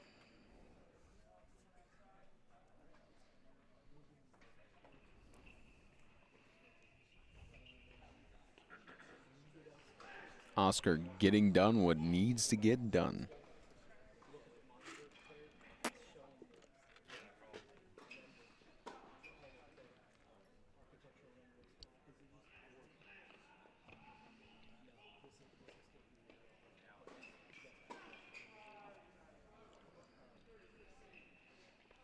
See, again, Stein was trying to reach on that right side. He just couldn't get the elevation on it that he wanted.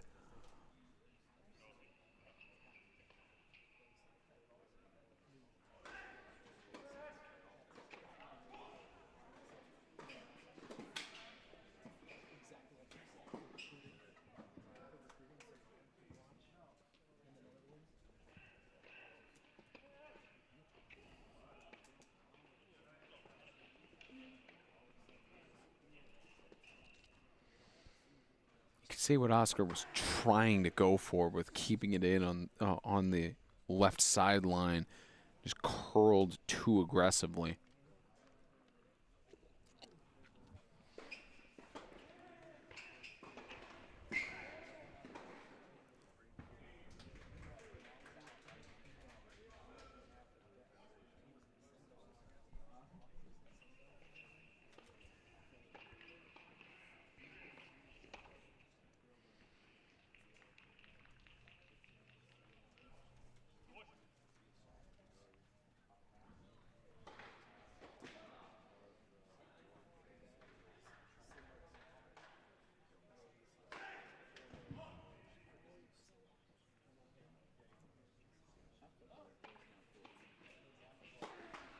Big serve.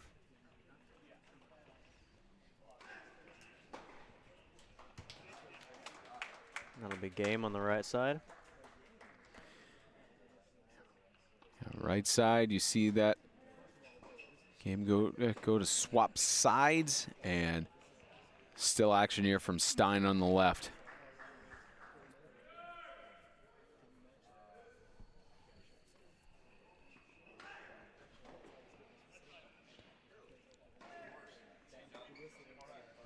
And Stein trying to clinch here, siding point. 5-1 advantage in the second.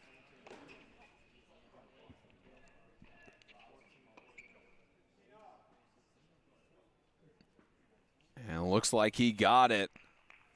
Looks like they ruled it out of play there, and Stein takes it 6-2 and 6-1 into.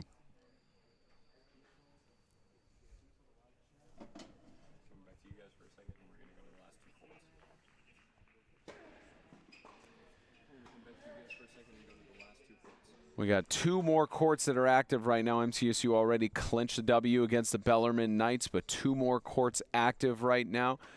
Should be interesting to see how this goes down, especially with it being the first matchup ever between MTSU and Bellarmine. MTSU not wanting to drop any of these singles matches. No. As we take you over to action on both sides. Courts 3 and 5. Oscar on your left and Lucas on your right.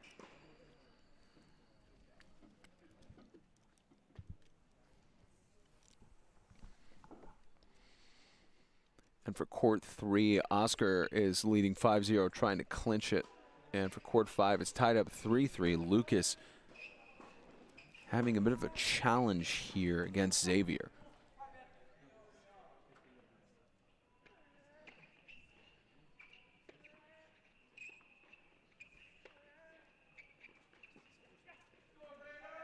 Oh, that ball bounces off the net and just goes past him on your left. That's unfortunate.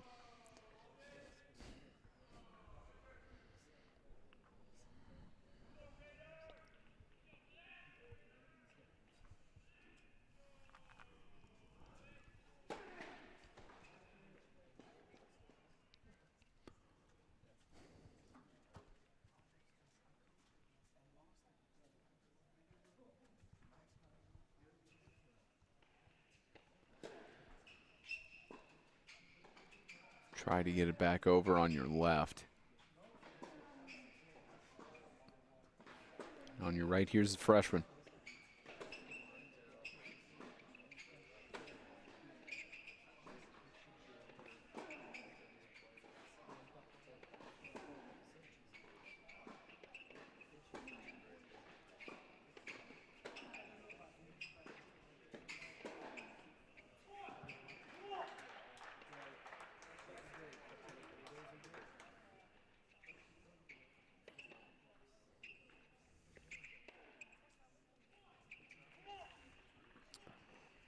Good action from MTSU on both sides.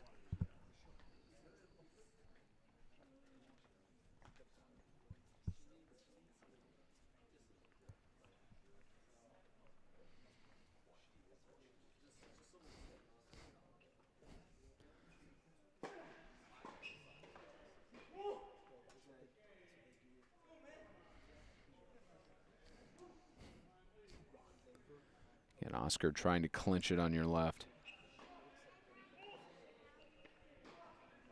Big serve there, Bellarmine.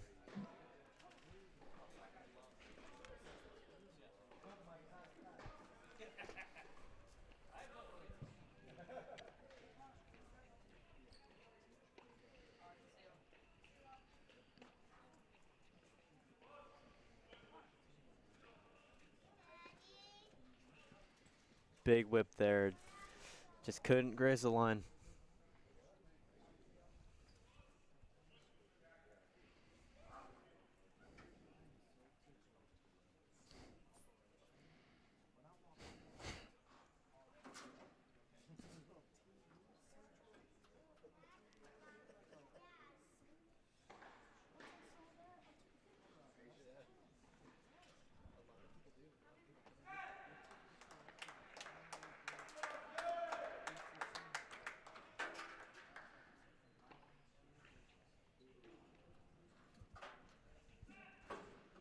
And that one drops in. It'll be the match.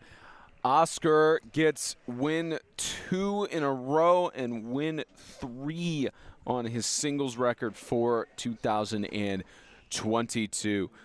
The only action we, of course, have left is with Lucas Oliver colliding with Xavier Ikarma.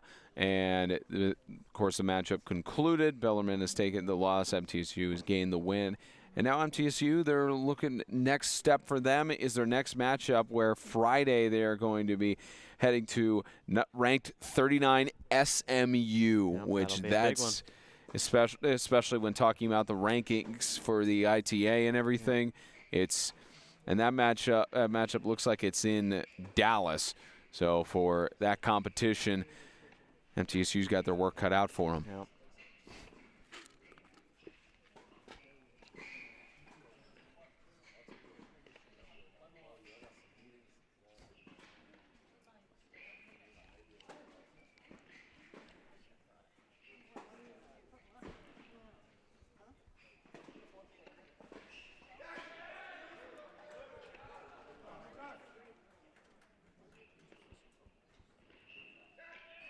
High and outside. Wow.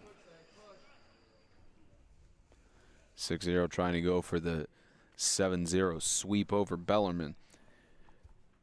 Of course, this on court 5. It's a 4-3 advantage right now for Xavier as he tries to force it to the tie-breaking set.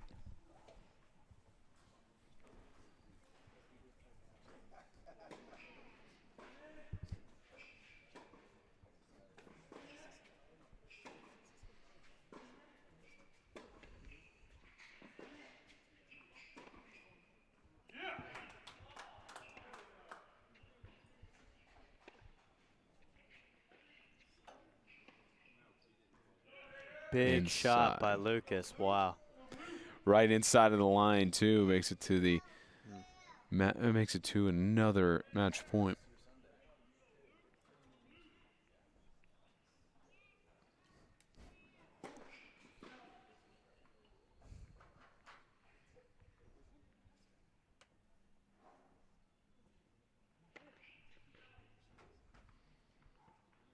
That one just far.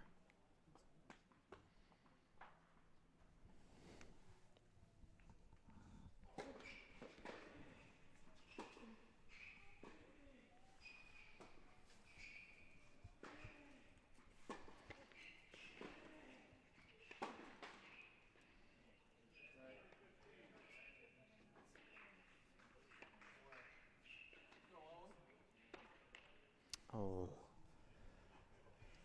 Unfortunate shot. Trying to tie this up 4-4. Yep.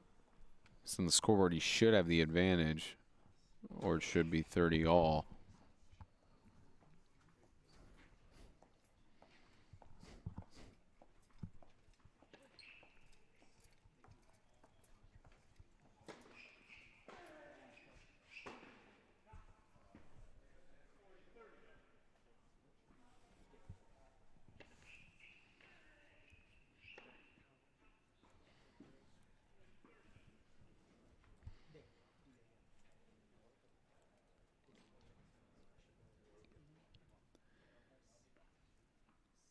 You know, for Lucas in his 3 previous appearances, he's convincingly gotten a victory in all of his singles matches by 2 sets or more. And right now, trend could still be the case if he could do a reverse and go 6-4 here in the second.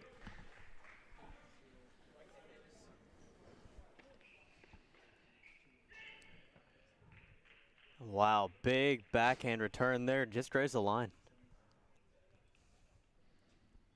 One of those close ones that could be called either way. Yeah. And that's one of those shots that'll hype you up, help you to win the game.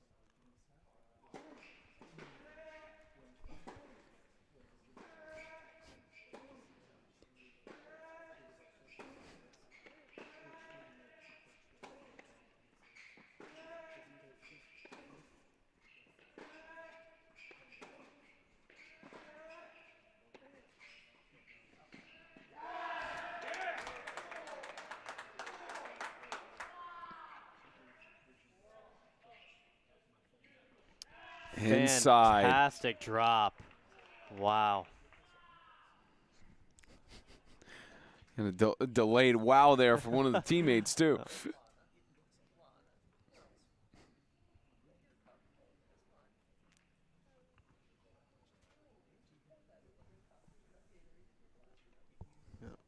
And so they're going to switch over now. Still 4-4. Both players still on serve. Actually leave the feedback there to assistant coach Andre Caligiana, who's in his 2nd year. Assistant coach Borendame. Hill's alma mater of Wichita State. Giving the feedback there to the freshman.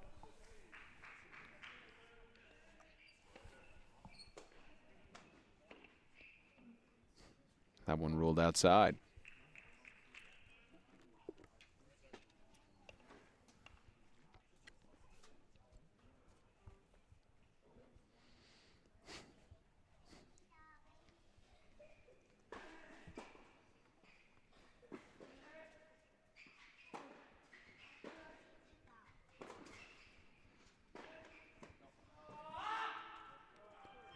bit of catch-up being played there.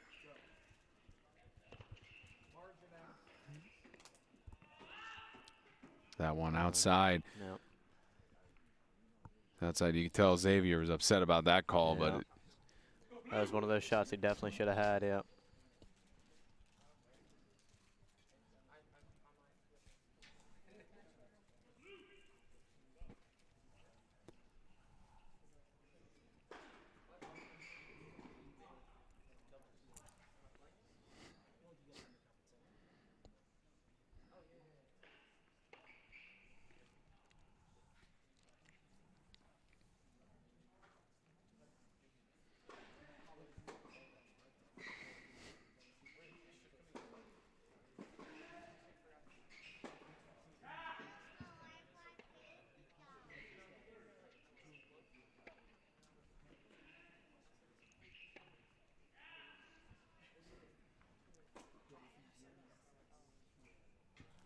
This game, really neck and neck.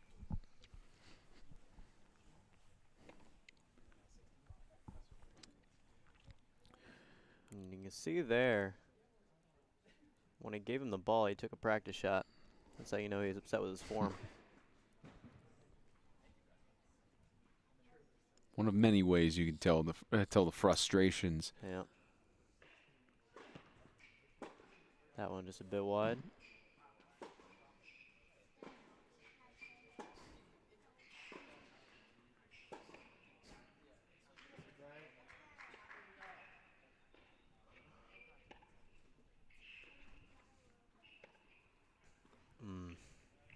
And you can tell the frustrations are part of the struggles of starting out in your collegiate career, because both Lucas and Xavier, freshmen, have had a few appearances here for their respective teams, and because of that lack of experience, you're seeing the frustrations come out. Whereas other players that are at the sophomore, junior, senior level, they've gone through this before. They know how to control their emotions. Yeah.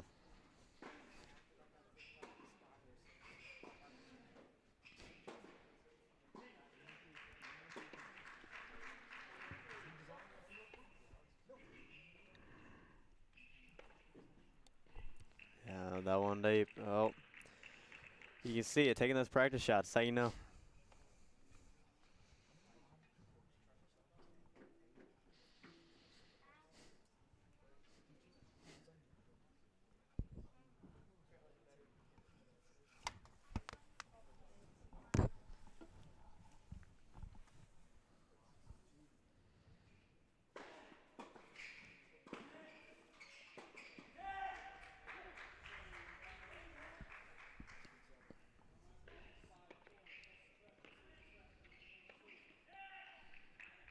Not the angle he was looking for on that. As I believe they're going to swap sides there, and I believe that makes it 5-3 as they will continue play here even with the score being finalized. The scoreboard right now says 6-0. That is accurate. MTSU leading over Bellarmine as Lucas Oliver struggles in the fight against Xavier E. Karma.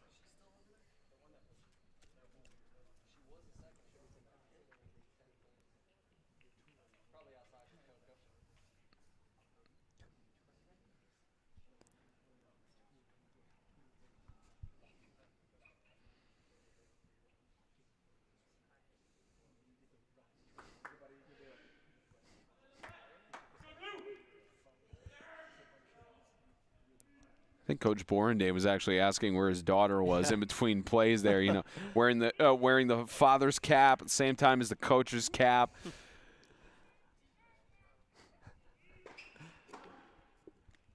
And right now, 4-5 Lucas.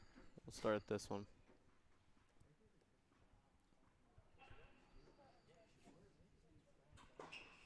There's a let on that.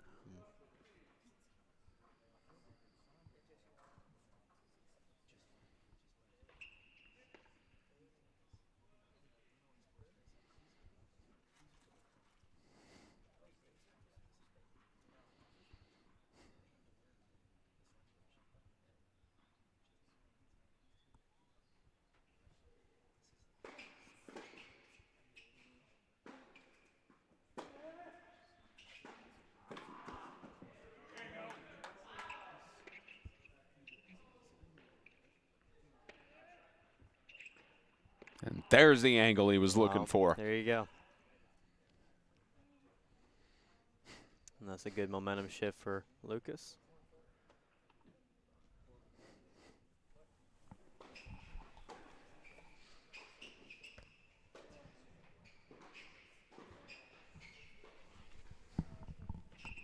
Get a 5-4 advantage for Xavier.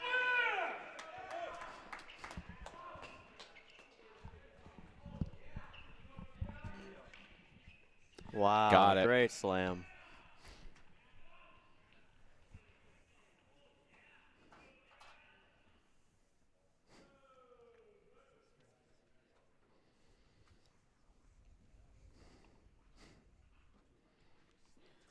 You see both coaches just having a conversation. Talking over by the other court.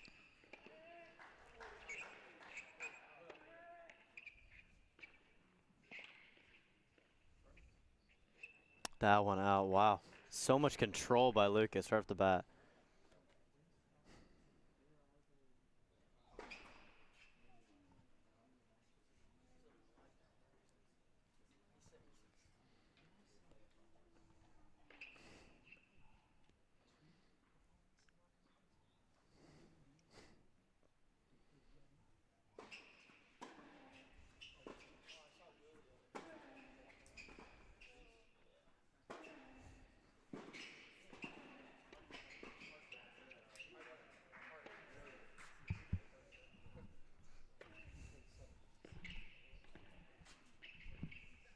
Tried to get it up, couldn't do it.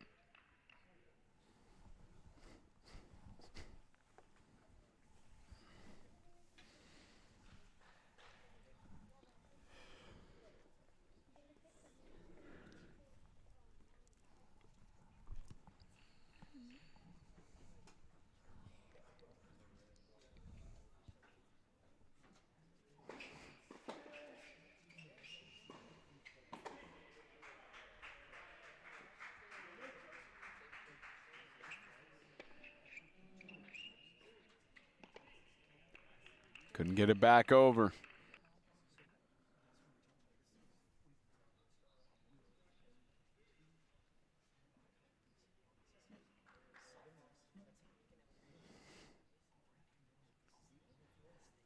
And here is deuce. Huge point here.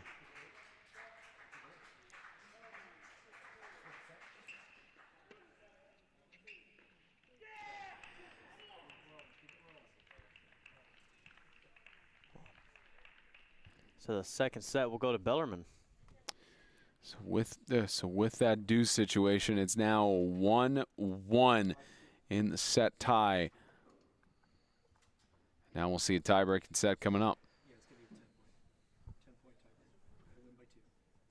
10-point tie-break is what we're told.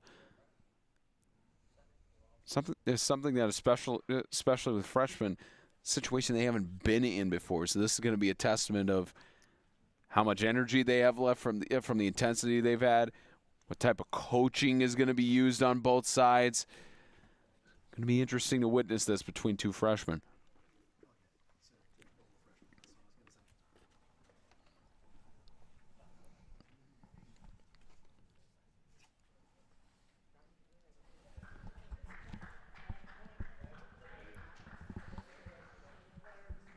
Ten-point tiebreak. Have to win by 2. Chance for both Lucas and Xavier. Show what they're made of. More importantly, a chance for Xavier to make his father proud watching just a few feet away from our broadcast stand.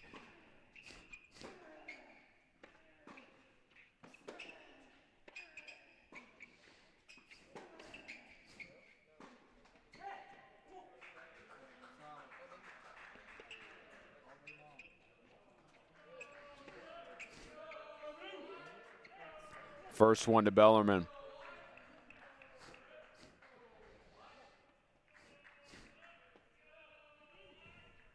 Imperative that Lucas holds his serves here.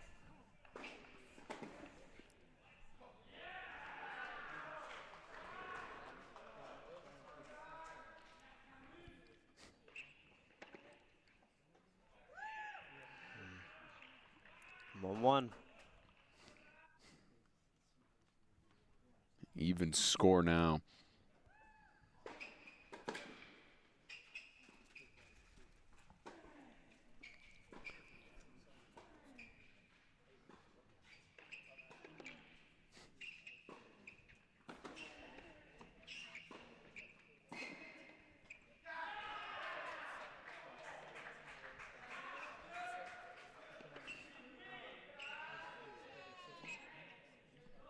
There you go. Lucas holds both. These two players have just been holding on serve all day. They do not like to get broken. Lucas trying to keep his undefeated singles streak alive. Xavier trying to keep his 2-game singles winning streak alive and go to 7-4.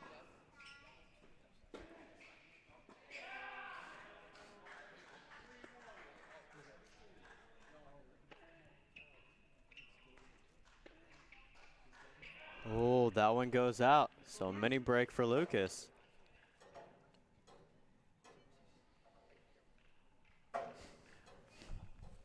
Mini break for Lucas again. 10 points victory, must win by 2. And that can mean so much more than even just getting a point, having that momentum shift. He can't get too ahead of himself, though.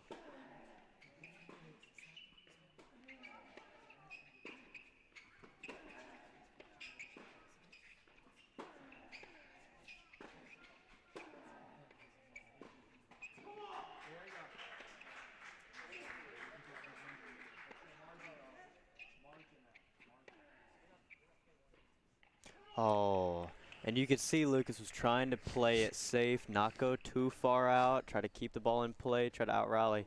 But unfortunately, he out-rallied himself. Hit the ball in the net. 3-2. Yep, still up 1, though. That's all he needs. They do get the break regardless of who gets the next point on this one.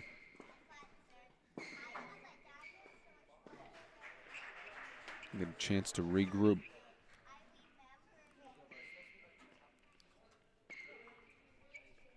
Try to do the backhand and couldn't do it. And a mini break back. Wow. So as they take a break, they're going to be on serve. 6 points down, but 7 more to go for either side.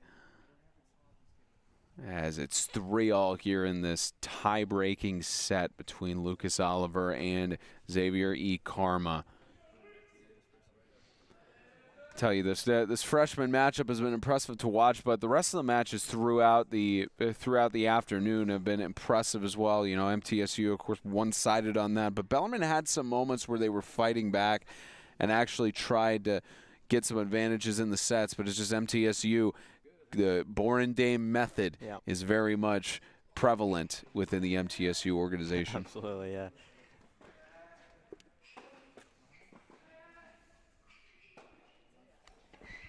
Three all.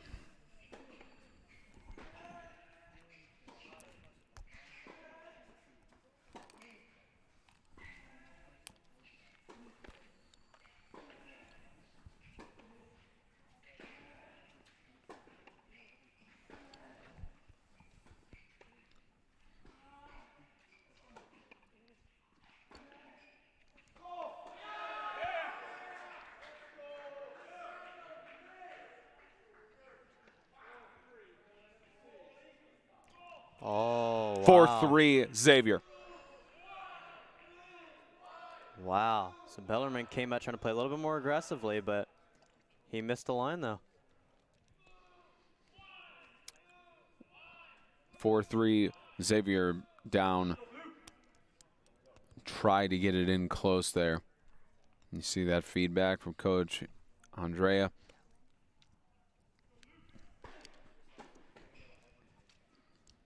You could kind of overhear what he's saying, just to calm down and keep a level head through this. I think that's very important for, especially a freshman tennis player to remember. Not to get too ahead of himself from getting one mini break. There you go. That's 2 oh. If that one was out. I think that one might have actually landed in. You never got too ahead of yourself in your tennis career, right? No, never. Never. Never. 5-4. That's what they got here. Winding outside.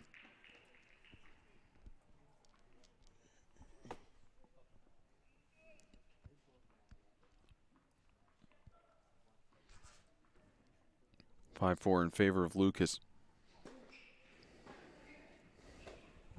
And he.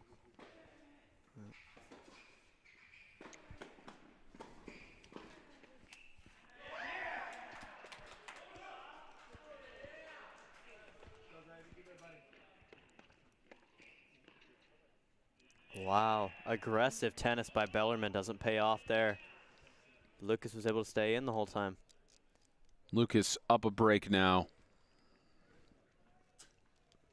I think that was great advice by Coach Kelly. You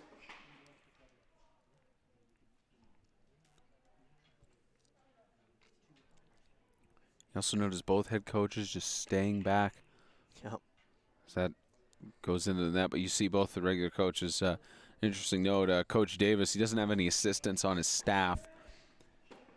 So for Coach Borndame and Coach Davis, they're staying back, talking with their team, and letting it play out. Yeah. And with no assistant coaches, it's harder to, especially with our court here, you can only watch 3 courts at a time, really. The other 3 kind of need to be self-coached.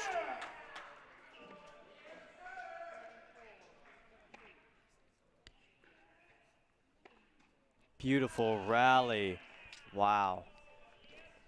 Lucas starting to look like might be able to pull ahead here. 7-4.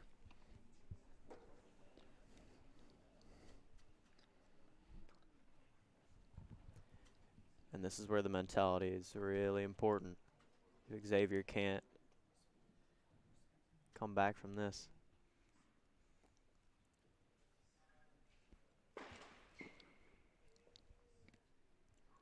Down 7-4.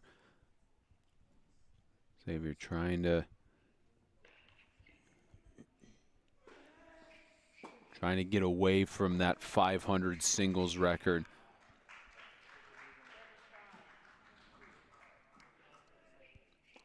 Trying to keep it from being 6-5. He's got a chance there, 7-5. Yeah, you can really see it's a lot more aggression in how he's playing. He's really going for the offense right off the bat. And Lucas is trying to just stay in, have him make the mistake. And sometimes it pays off, sometimes it doesn't. It seems so far it's gone more Lucas's way, though.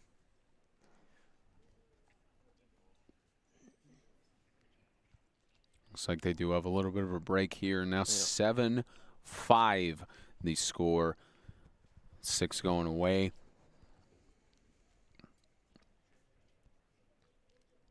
7-5 still the advantage to Lucas here. Can the competition already decided? Blue Raiders have won it 6-0, trying to go for the clean sweep. 7-0. Letting the freshmen have the real-time competition experience. And it almost looked like Xavier was looking up, hearing some coaching, additional coaching from his father.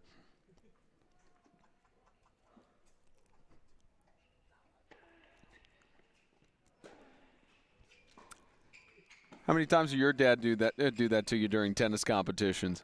Man. Sure, many times. Wow. Got Big inside. Shot there by Lucas. That's 8-5. exactly what you need. Oh, man, 2 more for him.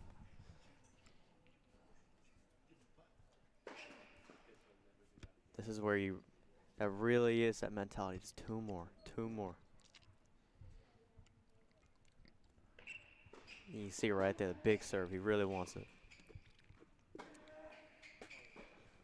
Lucas is a fighter.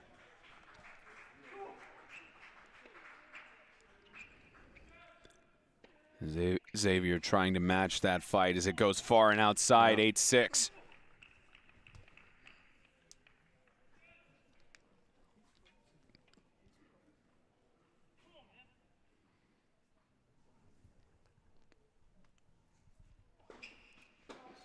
more serve here for Lucas.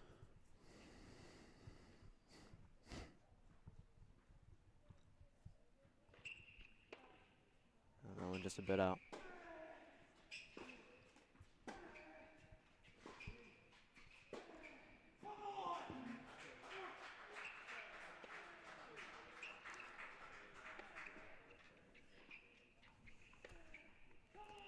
Eight, 7.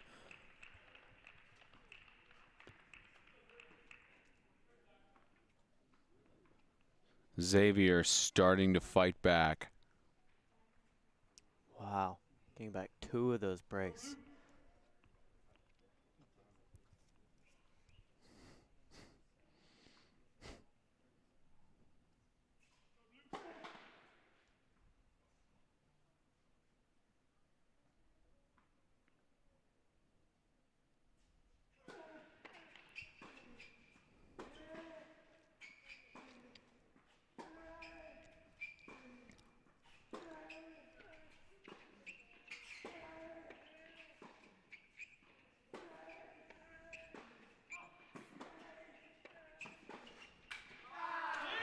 See, Xavier wants it.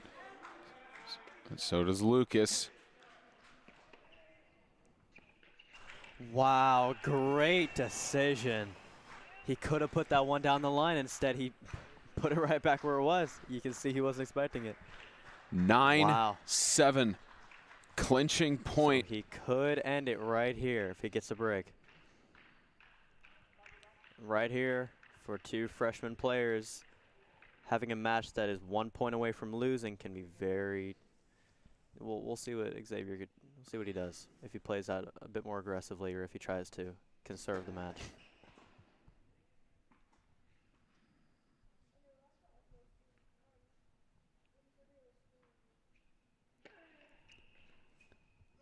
Looks like they'll let on that one.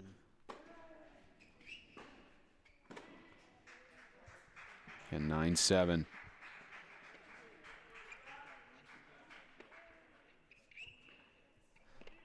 That is gonna do it. Lucas keeps the undefeated singles streak alive, 4-0.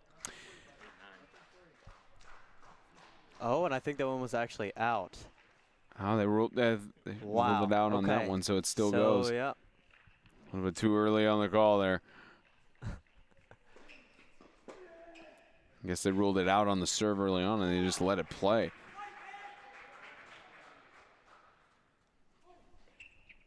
So 9-9. Again, you have to win by 2. Wide outside. Oh, wow. 10-9. Now it's shifted just like that in Xavier's favor. But they will have a break here.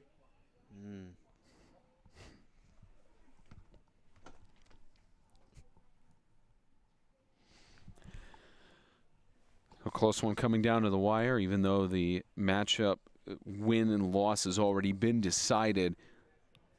And the freshman from France against the freshman from Louisville, Kentucky. And Xavier on his total singles record for the season, 10-14 for Lucas. Only 3-0. Again, having his first doubles competition of his collegiate career today. He's paired up with Chris Edge. Right now, Lucas will serve 9-9.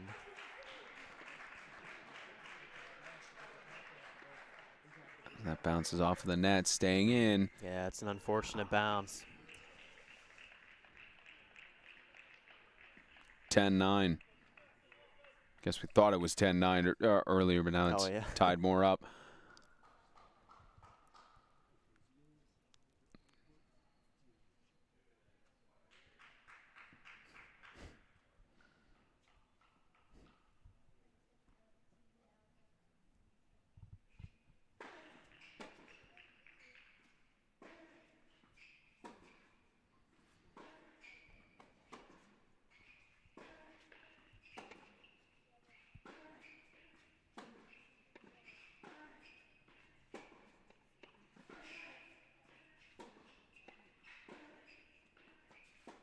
Okay, 10-9 in favor of Xavier.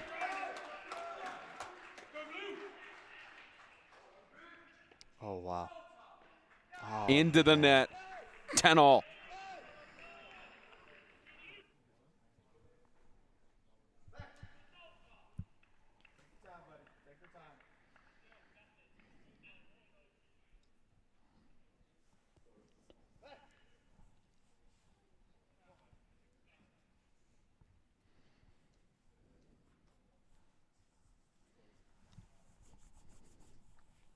Oh, man, and you could hear a pin drop right now in Adams Tennis Complex.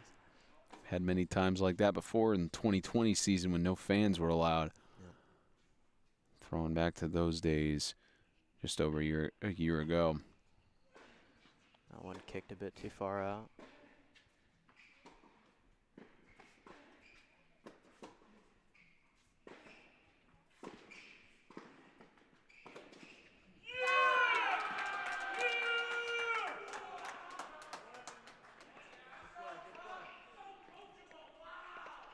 Got to the other corner. 11-10. Recovery. Wow. Great recovery by Lucas. Fantastic passing shot. Lucas trying to seal and end it here.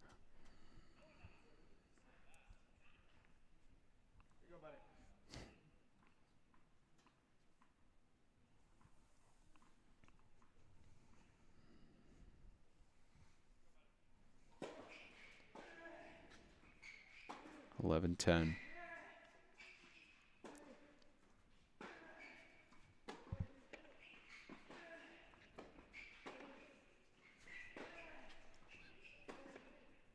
Big stretch by Xavier. Looking for it.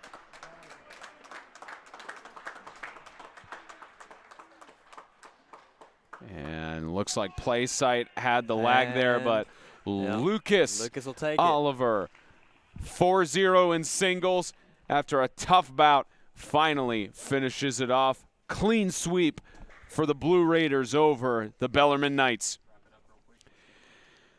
We're going to talk to Coach Jimmy Borendame in just a few moments to recap this sweep, the second sweep of the day, as they head into their matchup this Friday against the number 39 ranked SMU. We'll be back in a few moments on CUSA TV. Don't go anywhere.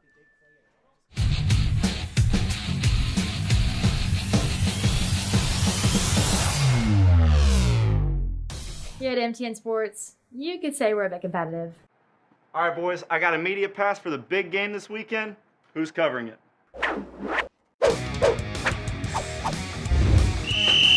6 feet 4. Fight! 1, 2, 3, 4. Let me guess. Who's shooting this weekend? The funny thing is, I've got 2. Oh! I'm going to that game.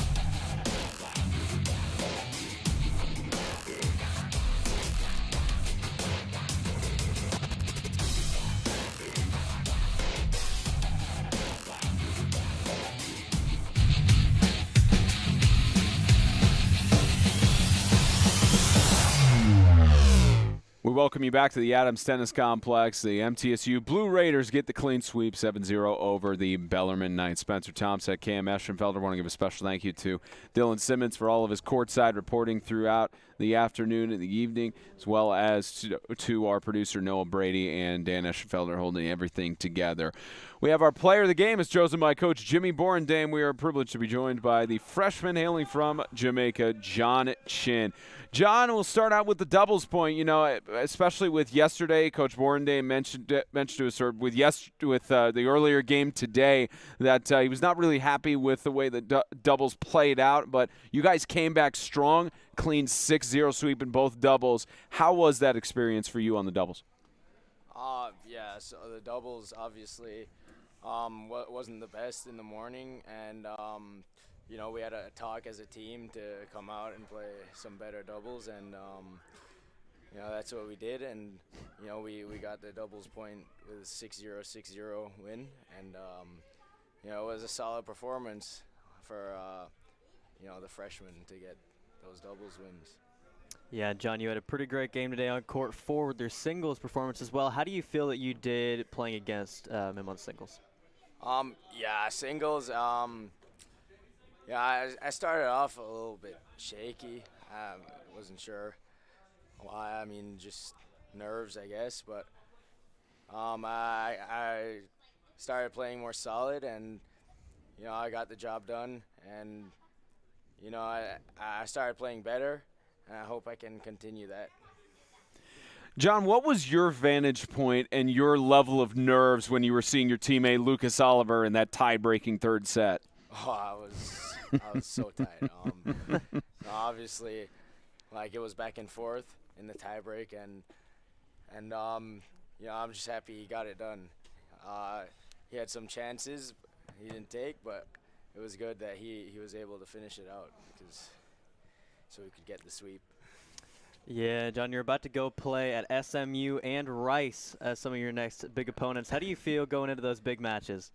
No, obviously we have a lot of momentum going into these matches. We've gotten some really good wins. SMU and Rice, they're some good teams, and it's gonna probably none of our matches from now on are gonna be easy. And you know, we were playing well, and I think we could get it done down there.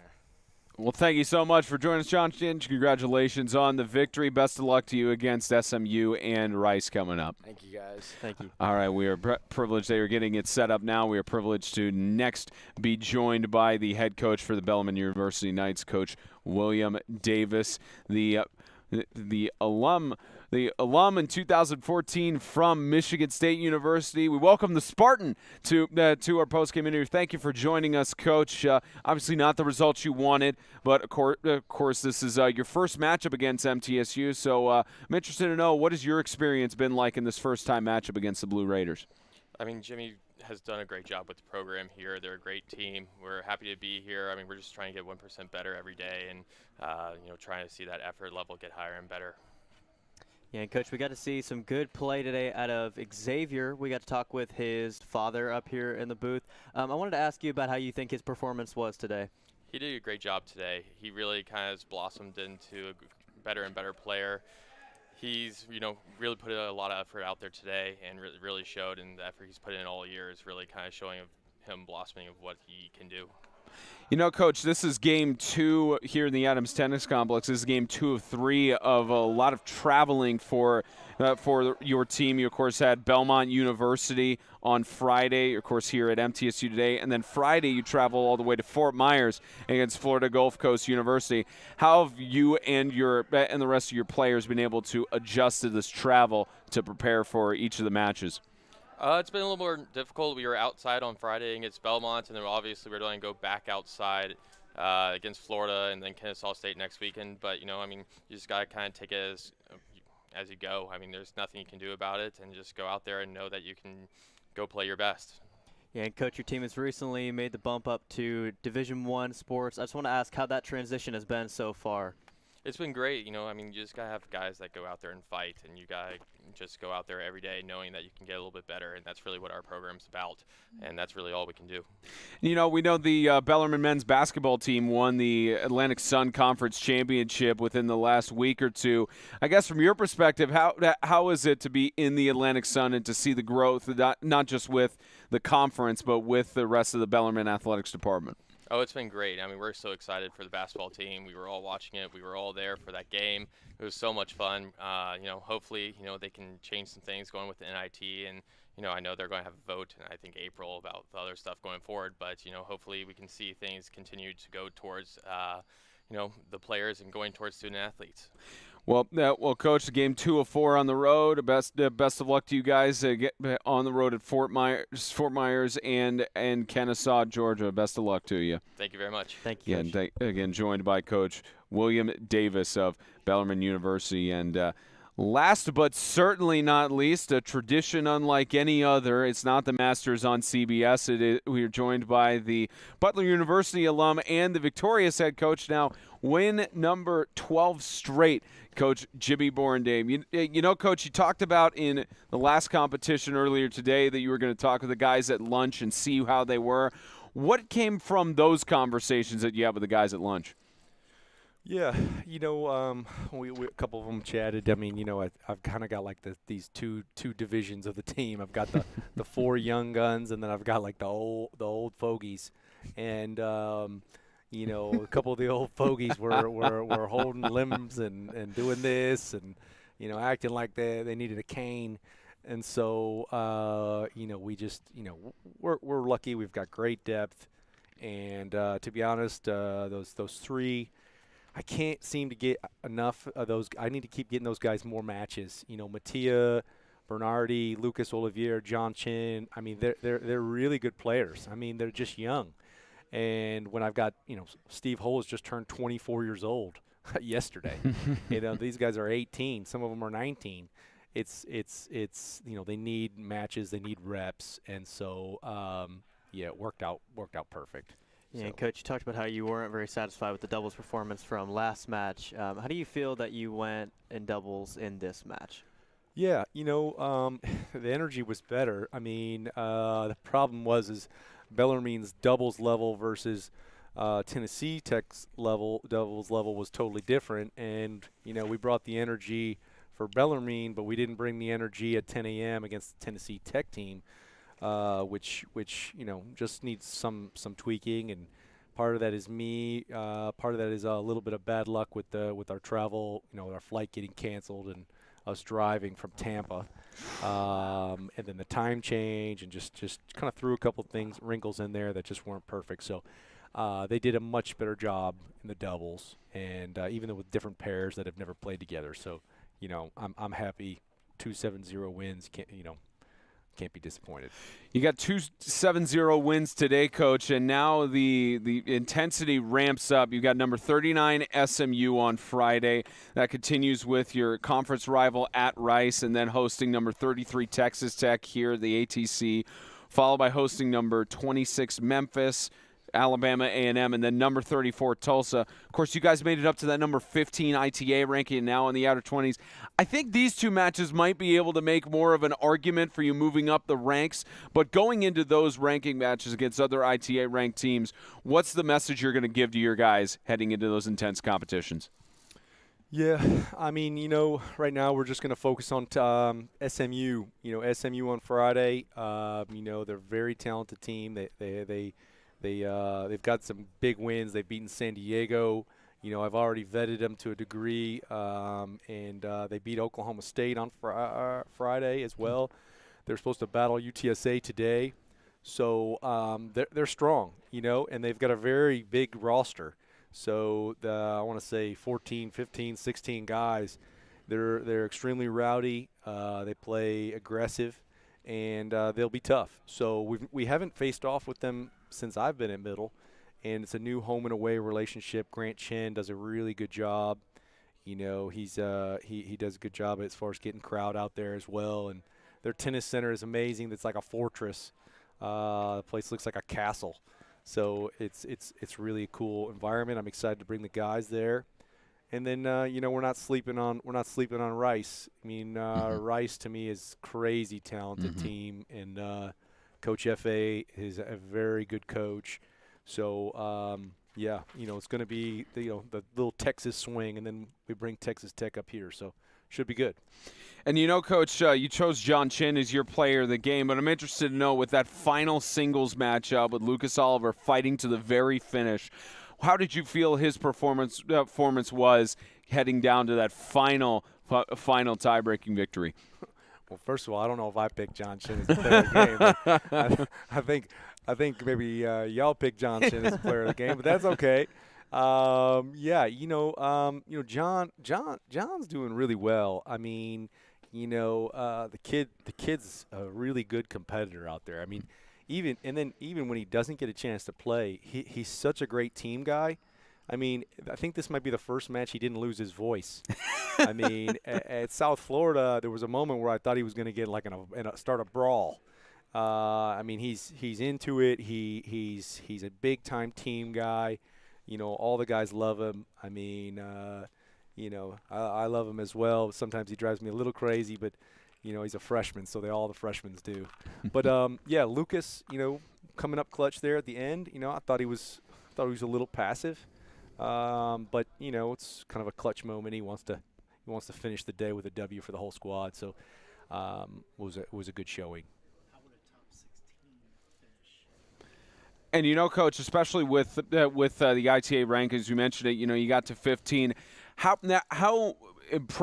meaningful would it be for you and the rest of these guys to finish it possibly in the top 16 or higher rankings for the ITA at the end of the year? Oh yeah, that would be huge. One of the goals, the little theme that we've got for the team is hashtag superb. Superb. The S stands for seeded. And so they seed the first 32 teams in the NCAA tournament. Well, they actually seed even more than that, but that was one of our goals, is to be one of the top 32 teams. To pick top 16 or start flirting in that range, to the opportunity to host, which means you would host the first two rounds, which has actually never been done in the history of the MTSU tennis program. So, that's out there, but to be honest, my focus is just, I've got to keep pushing these guys. We're not satisfied with what we're doing. We got to get better in practice. We got to get disciplined. We've got to recover like we're supposed to be doing right now. We stretched. We're going to go do cryotherapy, and I call it, and spray tan, whatever. I don't know. I call it spray tanning, but it's cryotherapy, and it's supposed to help them recover and get ready because, I'm not done. I mean, I know I want SMU. I want Rice. I want Texas Tech. But, we're going to just focus on getting better using tomorrow. I think we're all going to take the day away from each other. They're sick of looking at me, and I'm sick of looking at them. So it's been a long spring break, and then we'll regroup on Tuesday after spray tan. Yeah, Cam was mentioning about the spray tan during the broadcast. Said that Chris Edge is getting a little bit of a good tan as well. So I think that works well. But congratulations on the victory today, Coach, and best of luck to you against SMU this weekend. Thanks for everything you guys do. I really appreciate it. Thank you, Coach. Any final thoughts for you, Cam, on this amazing double victory for MTSU? Man, I just think that MTSU came out really hot today in both their matches. They were able to get a clean sweep from both, and I think it's just a really great performance that they shouldn't look down on. I think they should really go into the next week with a lot of pride right now. Yeah, number 39 against number 23. It's going to be special this Friday, depending on how the ITA rankings change. A special thank you to the MTSU Athletics Department, as well as the School of Journalism and Strategic Media, for making all of this possible and allowing for us to get these matches streamed. Everything is archived on CUSA.tv on demand, as well as any future home tennis matchups for MTSU men's and women's are available. You'll find that as well as a full schedule on MiddleTennesseeNews.net. For Cam Eschenfelder, for Dylan Simmons, for our producer Noah Brady, as well as Dan Eschenfelder, all the hardworking men and women that make this run so successfully. I'm Spencer Tomzett saying thank you so much for tuning in. MTSU 7-0 in both matches today against the Bellarmine Knights and Tennessee Tech University. So long, everyone.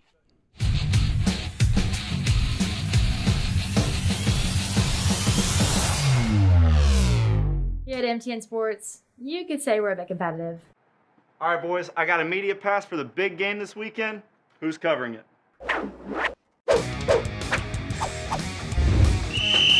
6 feet 4.